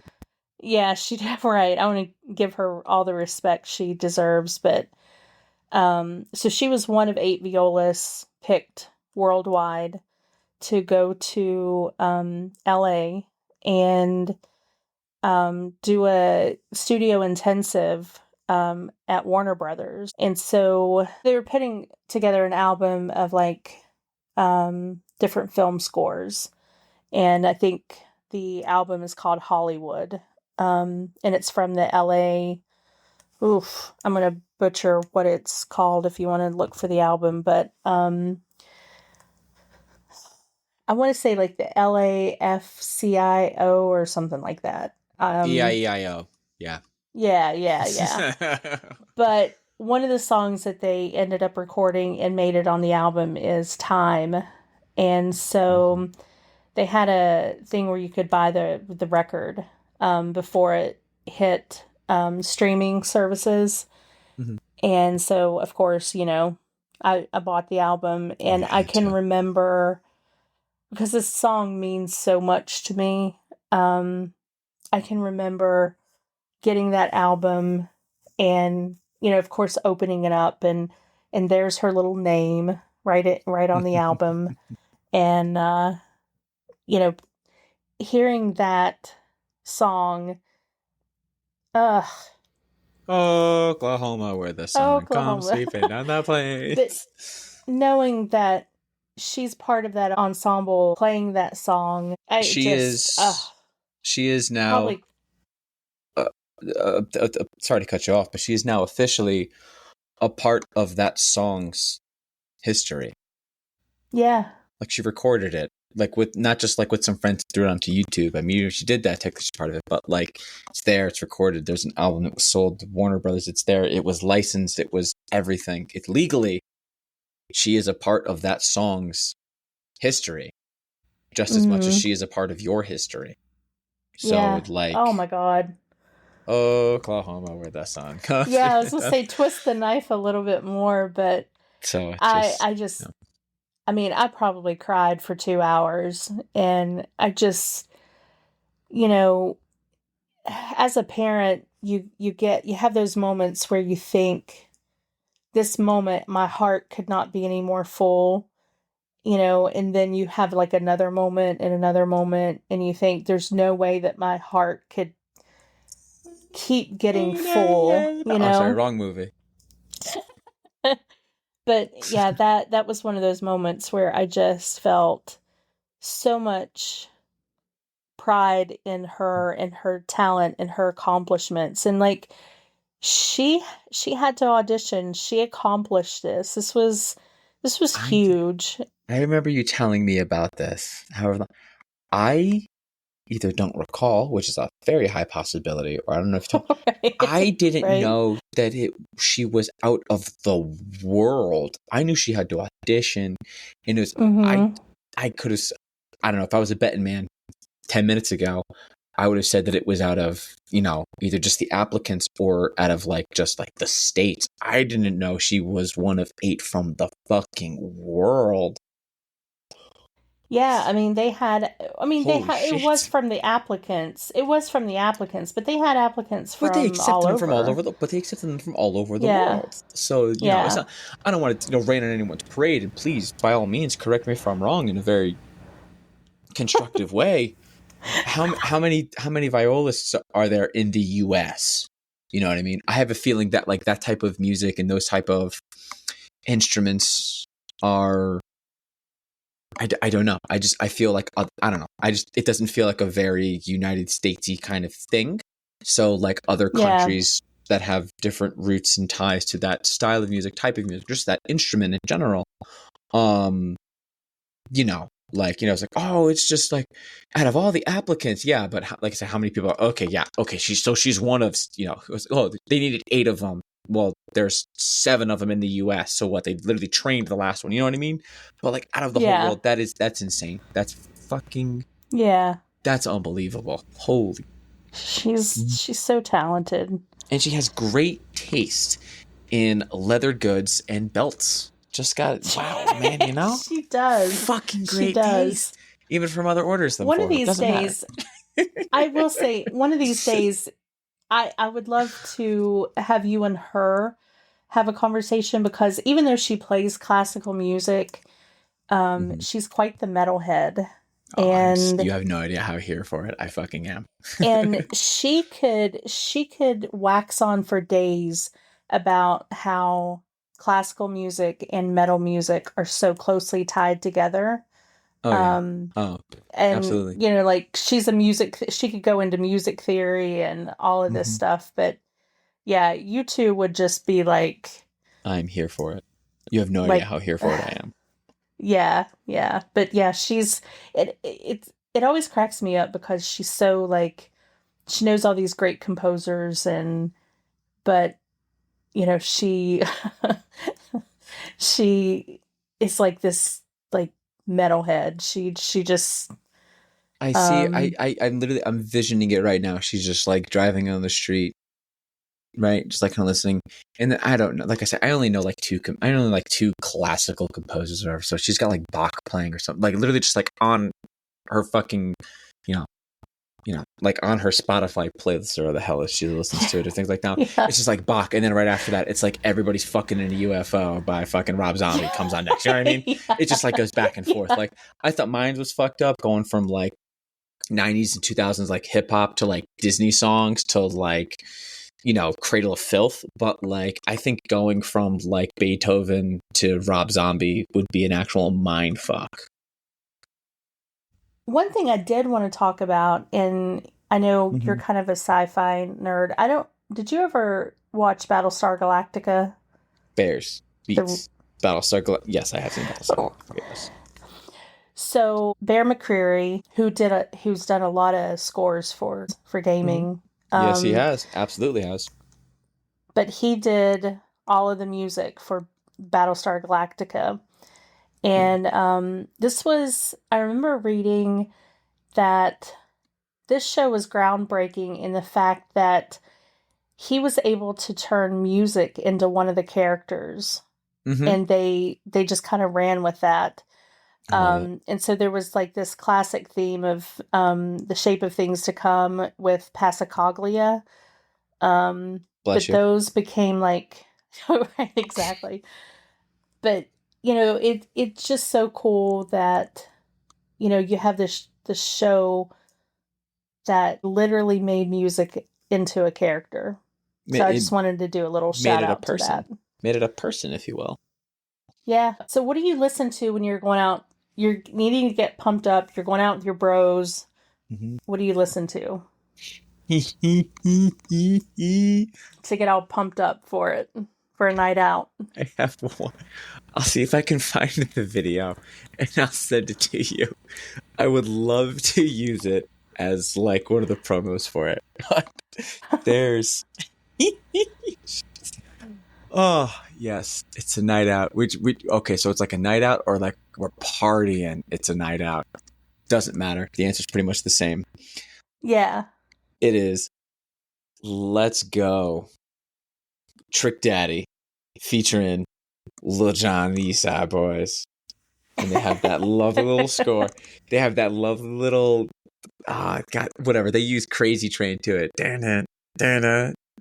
There's a video that exists. It's like it's so I can't fuck. It's just like it's me. Oh shit! It is. It's like me and my younger. It's me and my younger brother. We're driving. We're making. I think we're making a packy. For those of you uncultured swines will fucking know what that means. It's going to the alcohol store to go get alcohol.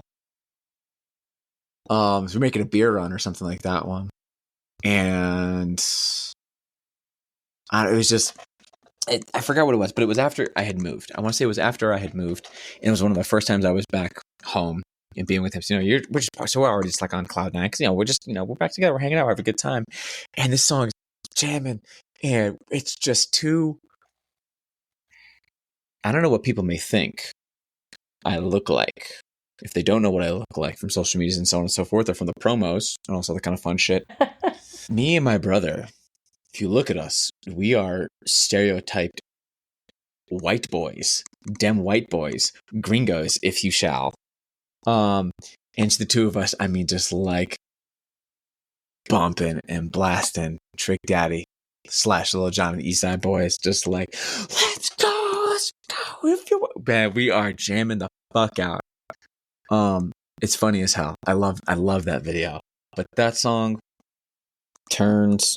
I just I'm turned all the way the fuck up. Doesn't matter. What do you need me to be turned up for? You need me to go from 0 to 100, homie, real quick, real quick. Yeah, put that song on.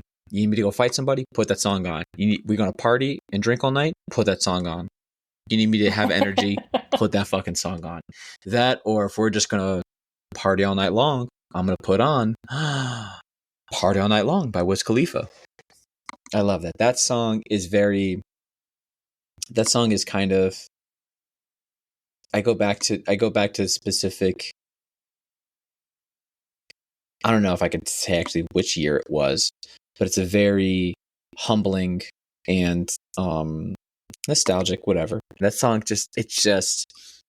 man, we're just gonna have a good time, man. We're with the boys, we're with the girls, we're with the goons. We're just gonna have a good time. We're not gonna go out and like, we're not gonna like cause riots and like party too hard where we're like breaking everything and like destroying shit. But we're just gonna have a good time and laugh and just fuck it, get hammered. We're just gonna have a great time. That's what that song is to me. And so I'm not getting like out of control, like pumped up, like Lil Jon and the East Side Boys would do to me. But like, I'm ready to party. I'm ready to have a real good time with that one. That is a essential about to go out and have a good time song, or not. No. No, I wanted to have the uncomfortable silence there for a moment. No, No, you're good. it's, I mean, God, I can see it, but I can't see it too. Like, You can see the song, or you it's, just can't see me picking hip hop songs. Is that what it is? yeah, the hip hop songs. I know you had a moment, not too long ago where you were doing some rapping, which I found hilarious, but, Okay, so yeah, Secret Time, that was not a part of this one, and I don't give a shit. I'm pulling the audible and doing it. I don't know what it is when I am completely by myself and I got to do hardcore cleaning of my lovely abode. I will put on the songs that I listened to at my middle school dances. So it's like 2000, it's like 90s and 2000s hip hop, rap, R&B. I'm listening to shit like I'm listening to T.I., Young Jeezy, Outkast, Lil Jon, East Side Boys, Petey fucking Pablo. That's right, middle school dancing to Petey Pablo. Fuck was wrong with us back then. Anyhow, God. but like that's the songs I'm DMX. Oh yeah, I'm listening to that shit all night. Oh, That's a fucking very DMX. rip Love DMX. rip. That was the very very first album with swear words that I ever owned. So, What are your what pump is up a songs? song? Huh? What are your pump up songs? Oh, my pump up songs? Mm. I Pump, really like The pump it. Weeknd. Ooh, the lights. The lights. Is that what it is? Whatever. That song. I fuck with that song.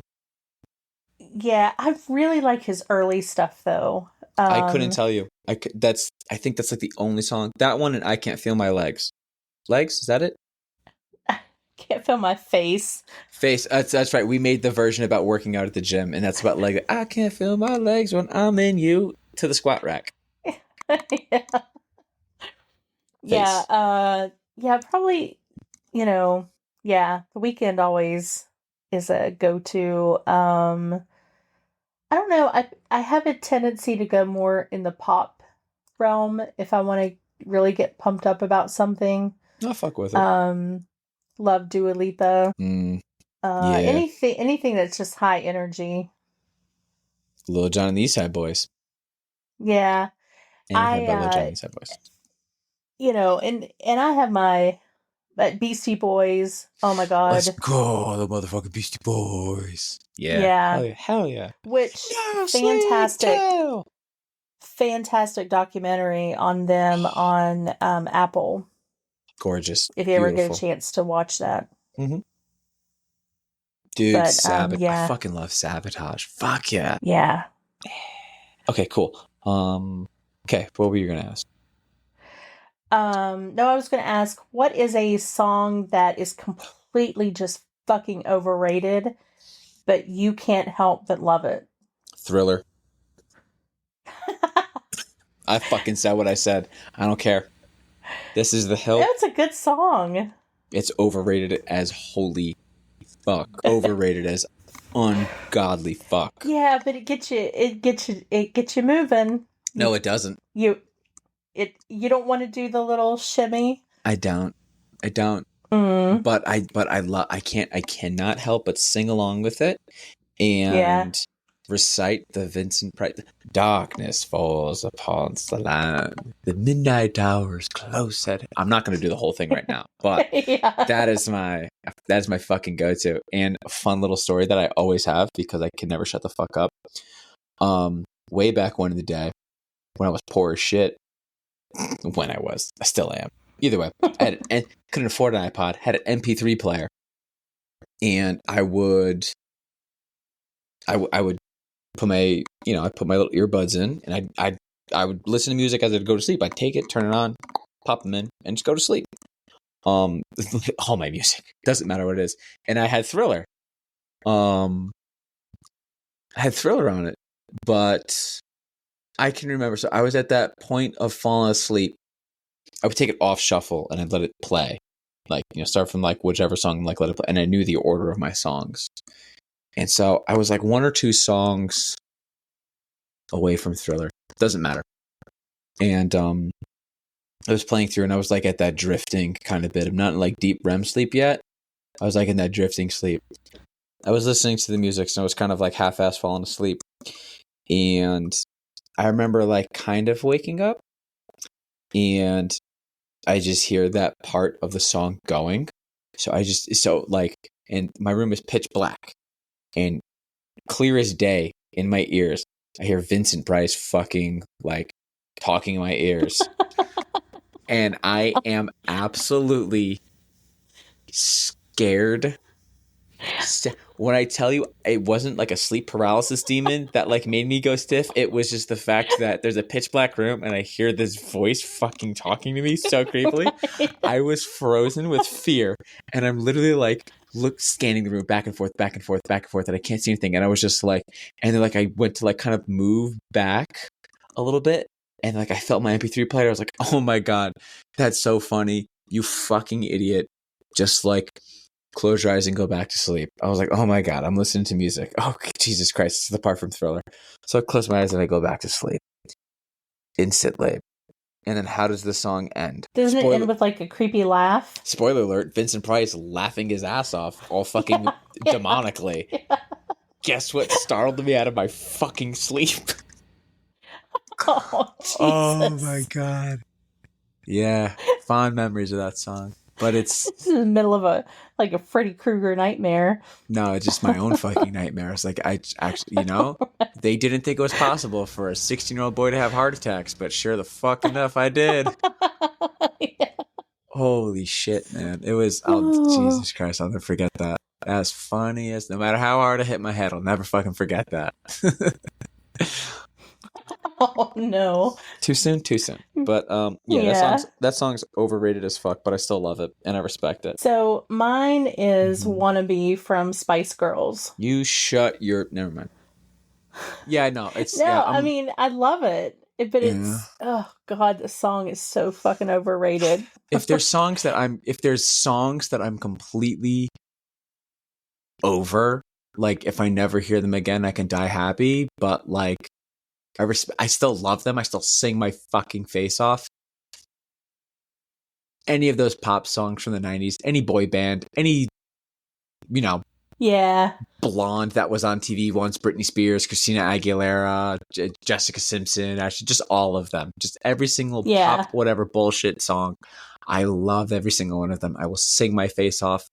I was hardcore Backstreet Boys fan. Eat your heart out and sing. Suck a dick. But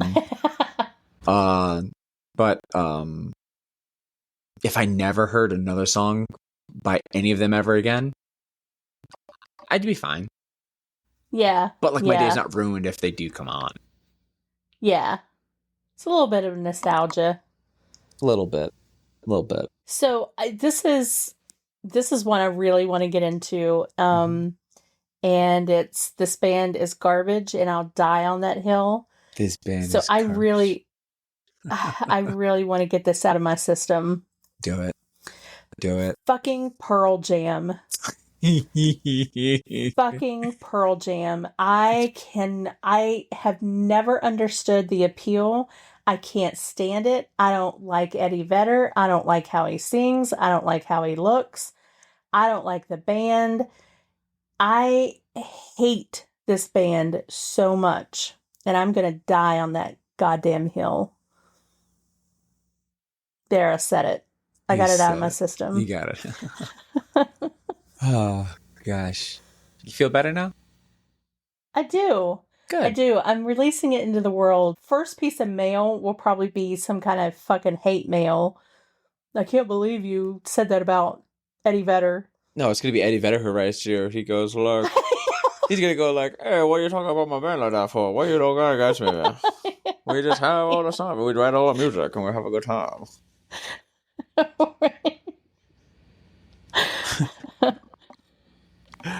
So who's this band is Garbage? Gosh, you can't say garbage. I feel like the rest of the world copied me. Not to sound like that. I can't say garbage. I can't say garbage. I can't say garbage. Oh, the band Garbage is the cow's garbage? Ah, alright, fuck it. Oh, God, I feel like such a fucking hipster, but like I've always hated Nickelback. I don't even know if it's so much Nickelback, honestly. I just think their fucking singer's a piece of shit. And it's like, I really do. I just think he's a fucking piece of shit. And there's plenty of stuff of him being a piece of shit. Like, I just never liked. I'm sure if I really sit and I think about it, I probably could think of a band that like I fuck. Like, there's bands that I just like that. Like, there's bands that I just don't like and I just don't listen to. But no matter how much I don't like a band, I can always find at least one song by them that I like. Yeah. I always. So Nickelback. So I would have said, I don't know if this counts, but they have their song, How You Remind Me, but Avril Lavigne's cover of it blows the original out of the water, so they no longer get credit for that song. She gets credit for that song. Yeah. But they had this one song. They had this one song, Lullaby. Yeah, that one grabs a very specific heartstring with me. And I think it's a pretty solid song. I like that song a lot. And the rest of their shit is just like, man, I don't give a flying fuck. I don't like Five Finger Death Punch. I don't like Five Finger Death Punch at all. But same thing, like, I can always find one song by them that I like. And I can always find at least one. At least one. Well, you're a special little soul then. Yeah. I fucking hate country music, though. I fucking hate country music. Shania Twain doesn't count. Shania Twain doesn't count. You want to know why? Because my mom said she doesn't count. And I'm terrified of my mama. Right. I'm terrified of my mama. Yeah. She'll fuck me up. No, I remember, Shania Twain, she was all the rage there for a while. But like, oh God, country music. Oh. Yeah, no, I fucking hate it. It can all go to hell. There is more passion in rock and heavy metal music than I will ever find in country music. I've had more passion moving my bowels than country music. Yeah. Oh God. Oh, but no, true statement. But even with that, I can still give credit where credit is due. If someone forces me to listen to a song for whatever it is, I couldn't tell you who does the song, whatever it is. I will always listen to a song. Anyone, I don't care. It's a country song. I don't care if I genuinely like and respect you. You tell me to listen to a song, I will listen to it. My wife has family in Canada. We went to visit them last year. She has this amazing cousin out there. She actually was born and raised in Ireland, not too far from my hometown where my family resides. So I love her to death. She thinks the greatest song that was ever written in the history of the world ever, song Tennessee Whiskey. So I listened to that song and I was like, you know what? I fuck with this song. I don't know who this is. I don't like the rest of the genre, but this song, this is a nice, just, I can get behind this. Just like relax and listen to the song. No. That's a good song. No, is it Chris Stapleton? Sure. Whatever you say. Whatever you say. I think. Yep. Mm-hmm. But that's like, to me, that's like a bluesy. Yeah, it's very bluesy. I think that's why it's more blues than. Yeah, I don't country. Really consider that country. I will rip anyone's arm off and beat their family to a pulp in front of them, and then them to a pulp afterwards if you say that Johnny Cash is country, because he's not. Well, yeah, I was gonna say, like, there's some, like, I guess you could say old country that it's just probably because I kind of grew up listening to that and, Johnny Cash and all that, but this Johnny new Cash is a country, so that doesn't count. Yeah. No. This new country, God, it does piss people. It pisses people off, and it pisses me off a little bit. The amount of people who told me that I'm a dead ringer for Thomas Rhett. And I don't even know who that is. He's a country person. He's a country person that I was shown a picture of And I was like, holy shit, is that me? So I can respect it. I see it. It's pretty funny. I couldn't I'll have tell to you. look that up. I couldn't tell you one fucking song that man did. He's a good looking man, but I couldn't tell you a fucking thing. But it's funny because I was like, I fucking hate country music. Well, you look like a pretty country music singer. Cool. I don't give a shit. Yeah, It's not gonna make me. right. It's not gonna make me love. It's not gonna make me love country music. But yeah, no, Shania Twain doesn't count because I'm afraid of my mom. But also, I mean, fuck. Even if people are getting me that shit, it's the same thing. Like it's that home for me. It's because I know my mother loves it so much that I can't help but think of any Shania Twain song. Doesn't even matter. It just instantly makes me think of my mother, and Aw, it really that's does. sweet. I'm gonna get really. She's probably gonna get so mad at me for some specifics on this one, but when I tell you this was a hilarious. I found this to be like a funny moment to me, honestly. I had a job not too far down the road from me, and so as you don't know, I don't drive because I got a busted ass brain, and I have to get rides everywhere, and every now and then, like my wife's at work. When I first moved out here, it just I didn't have back in Connecticut, I had my family, and I had plenty of friends and family and everyone all over the place. I could call 100 people to give me a ride to work. I didn't have that out here. So found this taxi service, and shout outs to Golden Rule Taxi in Kalamazoo, Michigan. You guys, unbelievable. I think I must have used them well over 2 or 3 dozen times over the couple of years that we've lived out here. And every single time, if I ever had every single driver I've had, they were the nicest, most welcoming, humble people. Absolutely phenomenal. They're not paying us for this advertisement or anything like that. That's just my personal 2 cents. They are gold standard, gold star. I cannot speak highly enough of them. Either way, there was just one specific day I had to go to work. I was so homesick. We had lived out here we were coming up on a year, I want to say. We were coming up on a year, and we'd been back a couple of times too, but I don't know, it was hitting me really hard this day. It's not like I had missed something. It was just a day I just woke up and I was just like, damn, I kind of miss home, and had to go to work. So, called for the taxi service. They come pick me up and whatever. And this, just Jesus Christ, Oklahoma. The lady who comes and picks me up, she had given me a rider, a couple of rides before. Very, very nice lady, roughly around my mother's age. Like I said, I was just really just down and just missed home. No. I climb into this. Like I said, they all drive vans. They all, this is one of the things, they have vans. So I get in this woman's van. My mom had a van. She was the minivan mom. She loaded everyone up for this, that, and the other thing, and so on and so forth.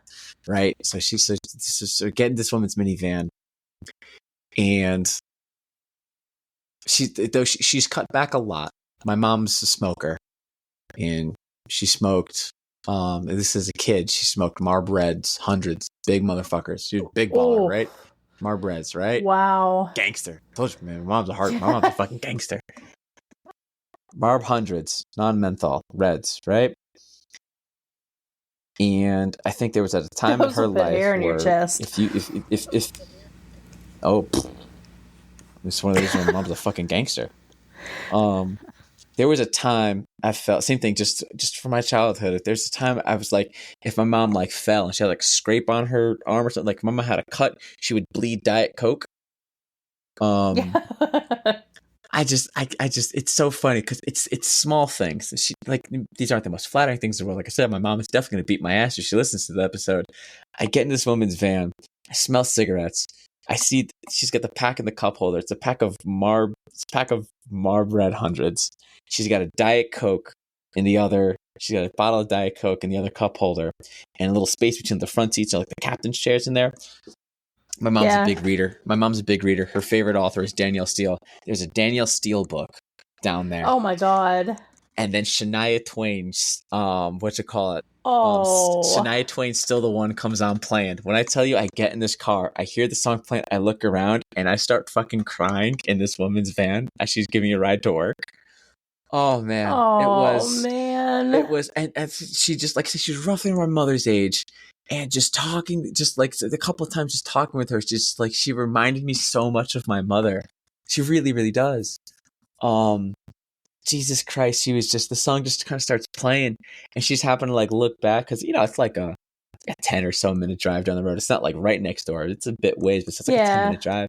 She happens to like look up quick, and she sees me like wiping my eyes and just like shaking my head or something. She's like, you know, make a small size, like, I was like, hey, you okay? Trying to make small talk. And I was just explaining that to her, and I was just like, listen, I was like, I'm rich this one, blah, blah, blah. And I was just like, Jesus, like, it's so funny, like how at home I feel right now.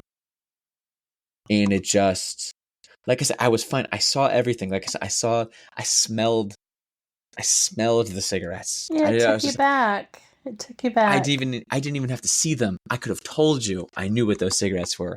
I saw the cigarettes. I smelled the cigarettes. I saw the Diet Coke. I saw the book.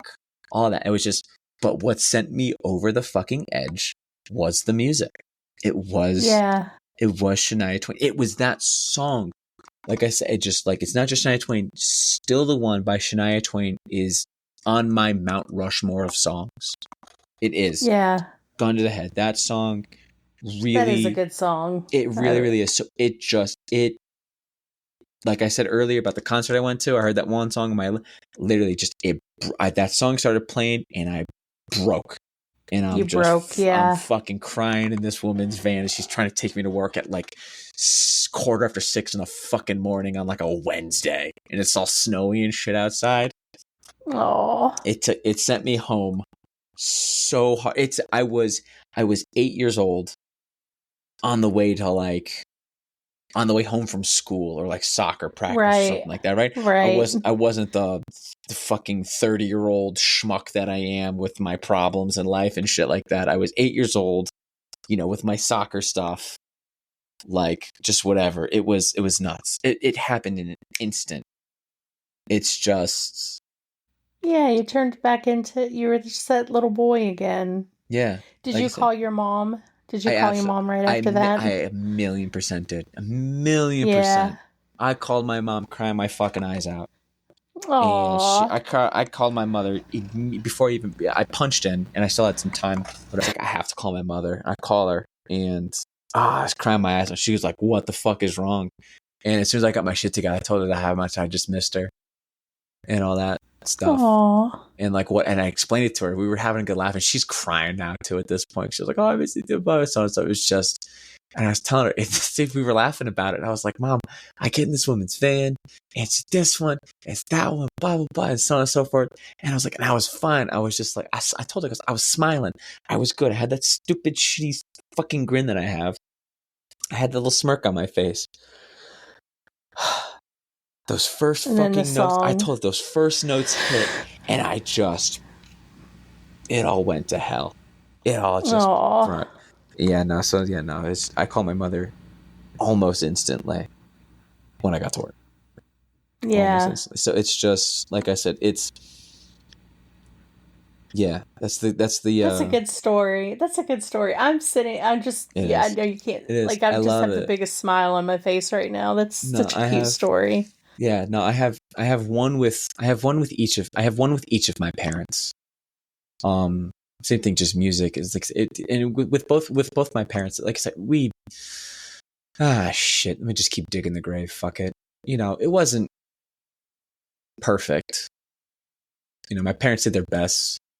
Yeah. There's a lot of parents do. It definitely wasn't perfect. It was, some stuff was pretty rough. We go through some insanely rough patches. Yeah. But I know there's also people who had it much worse, but still. But there was always, God, I mean, if you couldn't guess, that was one of the constants. There was always music, and no matter like how pissed off I was at the world and my father for whatever he did, like I said, I owe I owe so much of my love and knowledge of music to him, because if you were, how would you, what did so and so do for, what did your mother do, what did your father do, so and so, what, not their job, what do they like? He goes, I say my father's a musician. Yeah. And very second is like an avid fisherman or an outdoorsman. So I would say, but a musician is the first thing I say. It's like, because he's played drums for over half a century. And just, well, it's a legacy. It's a legacy that they've passed down, and it's really a beautiful thing. It is. And so it's like so no matter how pissed off I was with my father, at my father, whatever the hell happened, moody teenage shit, whatever, music is always what calmed me down. And it would just, it's following the breadcrumbs back to it. It was just like, I wouldn't love or appreciate music without my father. Yeah. So it always helps, whatever. It's like, yeah, it doesn't fix everything. It's not like, oh man, we had this massive, horrible blowout and I just heard a song. Oh, instantly. No, it wasn't. It took some time, but it was always music that got the ball rolling. Towards whatever it is. It's just, it was one of those, but yeah, I'll try to keep my story with my father shorter, but, some of the very first show that I played on a stage that my father came to, it was nuts. We had just had it was on the backside of one of our infamous quote unquote aggressive negotiations, if you will. And same, just some whatever the hell it was, and so just whatever the fuck. Like this venue was in literally the basement of a house. Like they converted it into a venue. It was literally the basement of a house, and I think we're playing to a crowd of like 10 people, including the bandmates, family members, and significant others, right? We're just about, like I said, I'm maybe 20 years old or something like that. I'm probably like 19, 20 years old. There's my girlfriend. There's the other guys, I guess, the other dudes in the band. It's their girlfriends or their parents, or, there's a little bit of a crowd for the bands that are going on later after us, but still maybe 20 people total.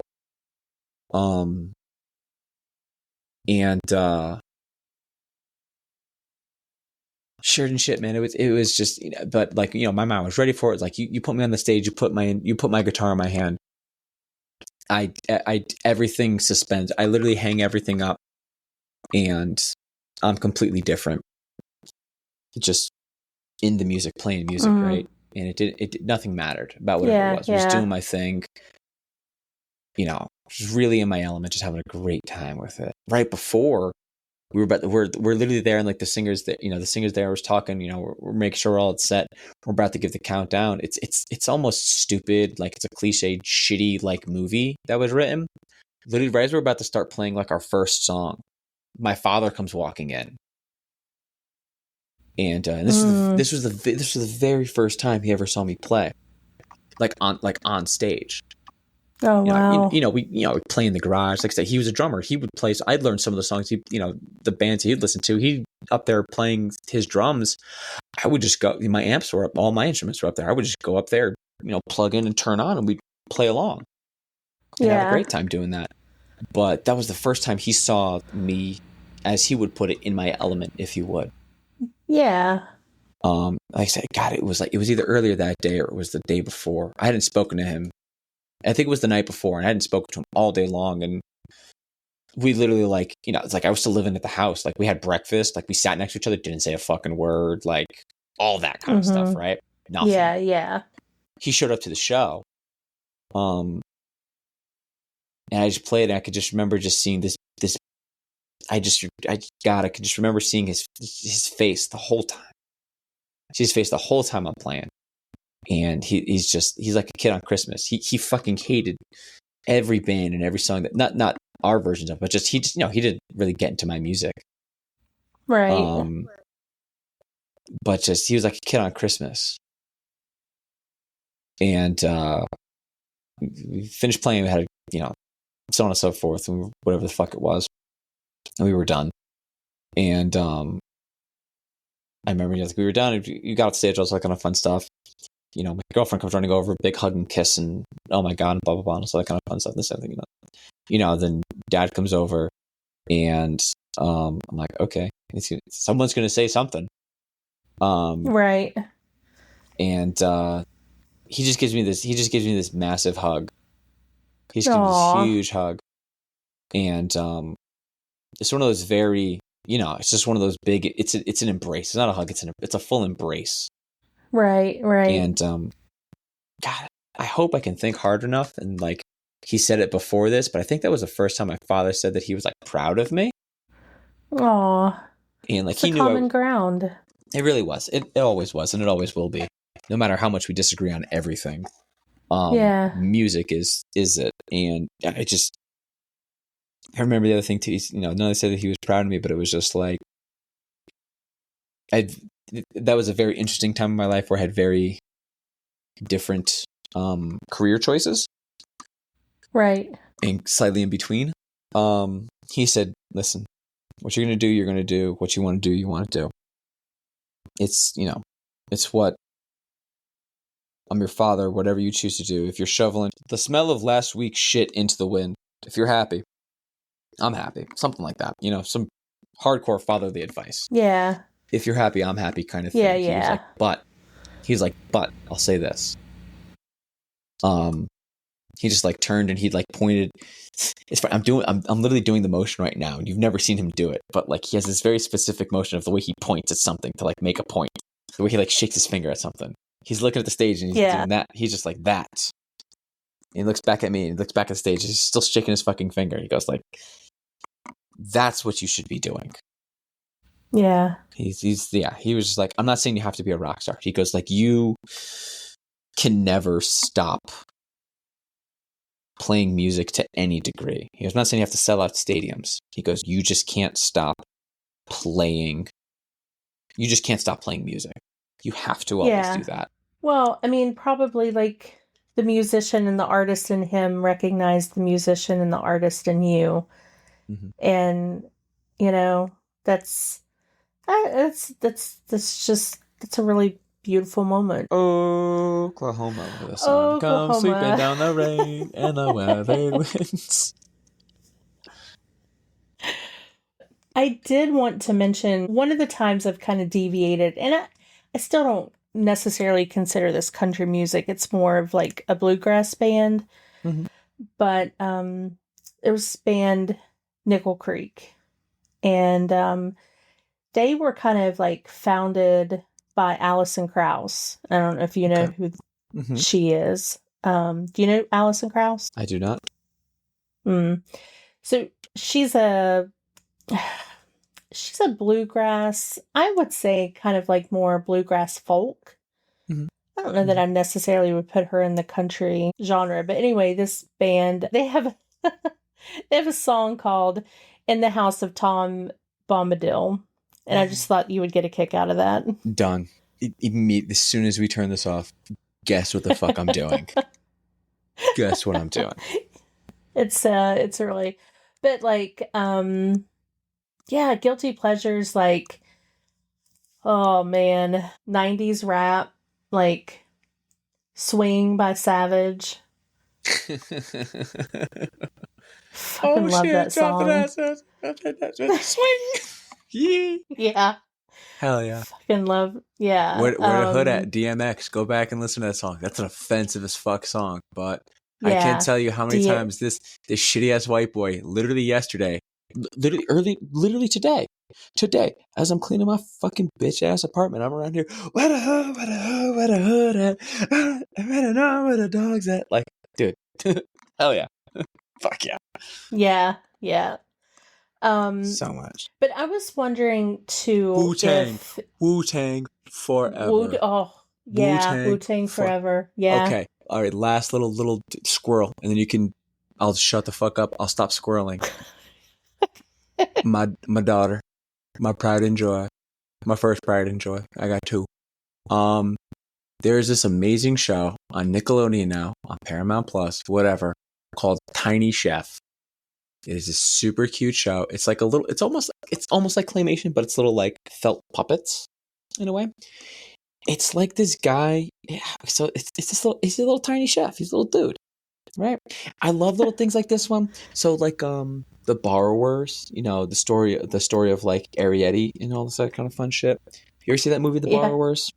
Yeah. Okay, cool. So like I love movies like that when there's like really tiny versions of stuff, like little like mouse people and shit like that. And it's like, oh, would they make their house up? Oh, their table is a button on top of a thimble. You know what I mean? And like their mirror is a really shiny nickel. I love shit like that. That's what the show is. Like it's just he lives in this little tree stump, and his stove is like a tea light over like, I don't know, like a washer or whatever. I love that kind of shit. Either way, he has this horrendous voice where it's like Cartman but with like a lisp. So, oh my god, he goes. I'll try to do my best of like his impression. He goes like, "Welcome to the Tiny Chef Show. In today's episode, where we're gonna be throwing the expensive delicacies of France." Right? Like it's adorable though, right? And she loves it. And it's great though because like the intro to it, there's not a song. It's like and now the show is starting. Fucking RuPaul is doing it. I love it. This is RuPaul here to tell you we're going to watch the Tiny Chef Show. I love it, right? Halfway through. Fucking RuPaul. About halfway through the episode, he has like, it's like, remember like Blue's Clues, mail time, and they go do mail? Yeah. It's kind of like that. There's some noise kind of happens, and he goes, oh, time to dish with chef. And there's some special guests that they have where he like runs to like his library. He puts like little glasses on. He gets like little index cards. Sometimes it'll be like a little kid, like, oh, it's our friend Vanessa from Walla Walla, Washington. And then there's some little girl who, whatever. Every now and then they do have like a quote unquote celebrity feel. They had the new guy from Blue's Clues on it, whatever. Doesn't matter. Luna like just started watching the show. It's like a day or so into her knowing what this show is. And I'm getting ready for work. I just get out of the shower. So people don't think I'm a terrible parent out there. I only put the fucking TV on for her, like when I have to like shower and like get my shit ready. So she only gets like an hour screen time a day. Don't fucking get at me. Anyhow, so I put that show on for her, and I'm like making my lunch and getting everything ready. And I hear she goes, today's episode of Dish with Chef, we have Tiny Chef's great friend, the Wizard. I was like, the fuck he say? I look over. There's motherfucking RZA over on the TV on my kid's show. I was like, oh my god. Is that RZA? Like, what the fuck? And he was like, so RZA, what about? And he's just like, what's so funny is like, he's on a kid's show, so he's not like RZA. Tiny Chef was like, mixed up like an apple pie contest or some shit like that one, and he was like getting ready to, whatever, he like dropped the apple pie. And like as soon as he dropped the apple pie, everything was fucked. Like he had to go do the dish with chef thing. So he goes like, so asking for a friend. If you made the most delicious apple pie in the world and maybe you dropped it, what would you do? And he goes, if I made the most delicious apple pie in the world and I dropped it, man, I don't know. But you Tiny Chef, man, you gonna keep 100. I believe in you. For real. He was like, the shit. It was the shit. I was like, what? Oh man, I was like, that's awesome. I was like, what the fuck am I? I was like, that is 10% of the Wu-Tang Clan right there on a fucking kid's show. Like, what did it low key make you feel really old? Nah. No. What made me feel old? When I see stuff like that, I feel really old. No, shit that makes me feel old is when I see Robert Irwin doing his goddamn underwear promos he just did. 1, 2, right. Not only finding out that Haley, you know which Haley I'm talking about, not only her getting married, but then like 3 months later, announcing that she was pregnant. Yes. Yeah. For those of you who don't know, you uncultured swine or you young shits, it was Eminem becoming a grandfather, that made me feel Right. old. That made me feel fucking old. Yeah. It really did. That Eminem became a grandfather, I aged 1,000 years. He looks good to be a grandpa. He looks amazing. I want to... He gets better looking with age, I think. So did Tom Brady, but I digress. Oh, fuck Tom Brady. Go ahead. I would. God, fuck a crybaby. No. That's no. This isn't a sports episode, but we are going to go same thing. One more little squirrel, and then we're going to reel it back in, and hopefully you can keep your stuff together, and you won't faint when I say this one. You say you got nice with age. I'm just going to go ahead and say it. Jeffrey Dean Morgan. Oh. I've said it once. That was an involuntary noise. I've said it once, twice, 100,000 times. Can we please share and tag him in this just for this one bit of this 7-hour episode we're going to have? If I look even half of a percent as good as he does at his age, I can die a happy man. Jesus Christ. God. Yeah. Oh. Handsome. He has nothing to do with music. He's just handsome. Yeah. Oh. Okay. Yeah, you triggered something in my brain now. Thank you very much. Oh shit, we forgot to set a safe word for that. We set a safe word for when we're going to get the boo-hoos, but we need to set a safe word for the yee-haws. Oh shit. Right. Uh-oh. Margaret Thatcher naked. Margaret Thatcher naked on a cold night. Margaret Thatcher naked on a cold night. Baseball, cold showers. Baseball, cold showers. Oh. Well, what I wanted to ask you was, yeah, Jeffrey D. Morgan, he's my one. Well, not that. That's not what. Never mind. Not that. No. Proceed. Have you? Because I doom scroll a lot on TikTok. Have you discovered any artists or music from TikTok? Because I have, and I want to talk about them just very briefly. And I've songs, yes. I can't say I have discovered artists. I don't know the artists. I can I tell you the songs, or I say I could quote unquote sing you the songs. I'm not gonna sing you fucking songs right now. But there's songs I can I know the one from TikTok. I know that from TikTok, and the one that let's see, what is it? There's the song After Dark. I learned from TikTok. I really like that one. That one's fantastic. I think the one that it has absolutely dominated, and for any of those who know my TikTok, I'm saving this one song. Not to make sound too much of a shithead, but the song Southbound. Oh. I'm saving that one. I'm saving that one. I'm working on one for that song. But that song, I heard it, I heard that song and I was like, oof. It's like Mufasa. Oof. Mufasa. Well, I came across this band called Creature Canyon. Okay. And they have a song called Hot Streak. Okay. I just fucking love this song. And they're just a kind of a cool band. They're just really neat. Really, yeah. I mean, it's just a really, really catchy, good song. You know what song? But they're so cute with their fans, and they have this thing where they're fans that engage with us, on social media. When we come and play in your city, you just get in touch with us, and, we want to have you come, backstage with us and get to meet all of our early fans. And so I just wanted to mention them because I've interacted with them. They're really cool. Great band.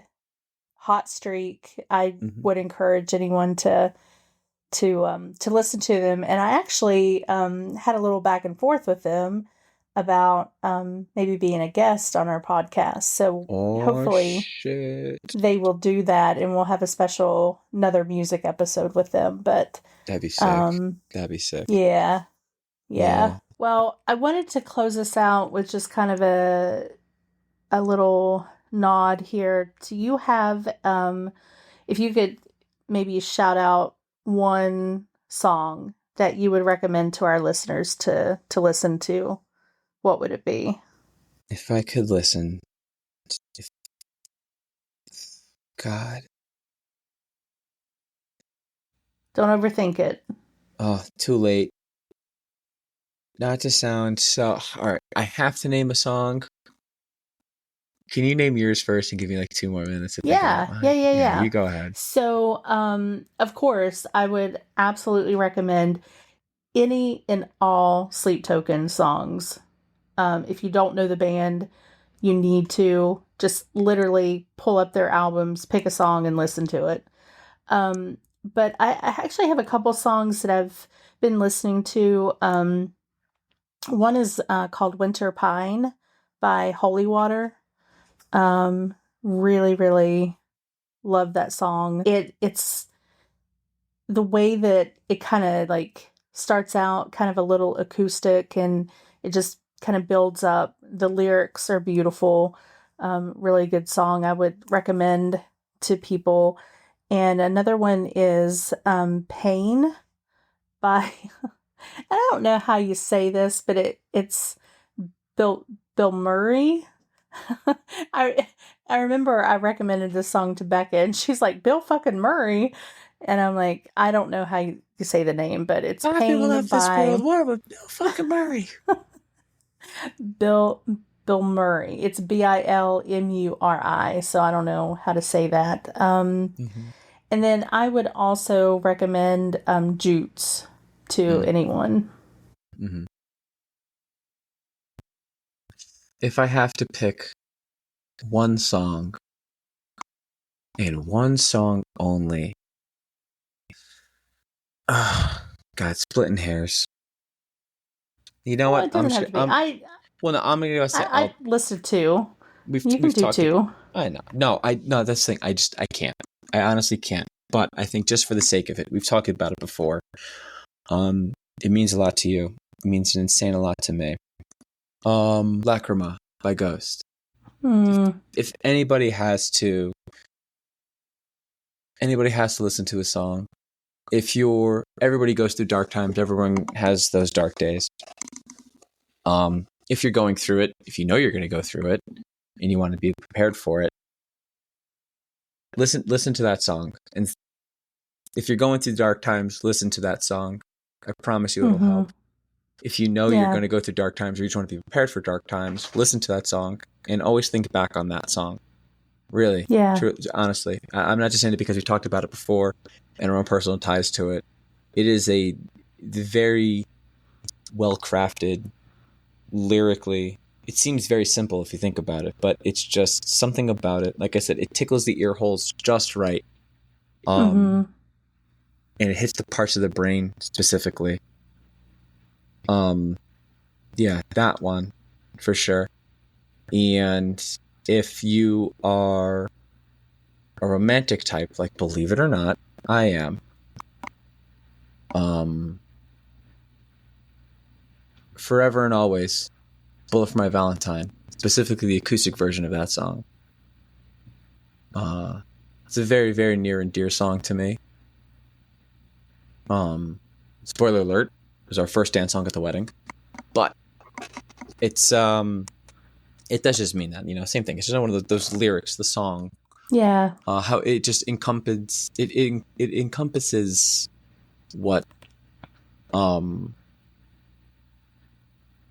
love is, it should be. The actual chorus of the song goes, and I quote, "Forget about the shit we've been through. I want to stay here forever and always."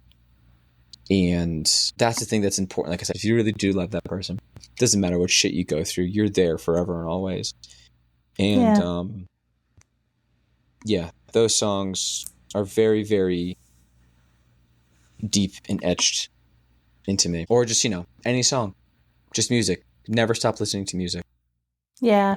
Yeah. If I could recommend any song to anyone or any artist to any of our listeners, viewers, any of them, don't stop listening to music and just If you don't like that one, try something else. Try something else. It keeps up. I guarantee you. I fucking promise and guarantee you, you're gonna find something that's gonna make everything better. Yeah, well said. Fucking love music, man. Especially Oklahoma, where the sun comes sweeping down the plains. Right. Glad we had a safe word. Jesus Christ, so am I. Oh, and fun fact, I don't know any more words to that song than that. Well, no. That's all I know. All right, you wanna take us out? Alrighty, cool cats and kittens. That's a wrap on our musical chaos. If you made it this far, congratulations. You now know far more about our playlist than you probably needed to, and you have more questions than answers. If any of our hot takes cause you trauma, get a therapist and fucking deal with it. I'm only slightly sorry. But if I've introduced you to something new, you're very welcome. We'd love to know your soundtrack, your choices, the songs that have saved you, broke you, rebuilt you, tickled you, assaulted you, but maybe not that bad. Tag us and drop them in the comments. I also just remembered like 6 more albums that we should have talked about. So when that happens, we're definitely going to talk about we'll definitely have our part 2. One more bit before Angie kicks me out of here. We talked about ups, downs, lefts, rights, dark times, light times. Music is anything and everything. Before you were anything, you were music. If we can be cliche and annoying a little bit more here towards the end, if there's a couple of things, random bands, random loops to just try to remember, life is ours. We live it our way. Each time you fall flat on your face, just pick yourself up and get back in the race. Baby, you were born this way.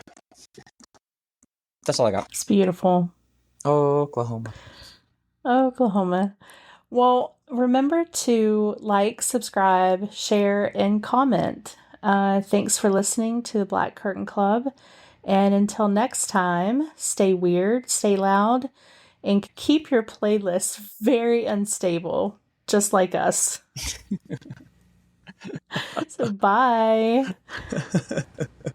Say bye, Kyle. I'm done crying over someone like you. Bye, Kyle.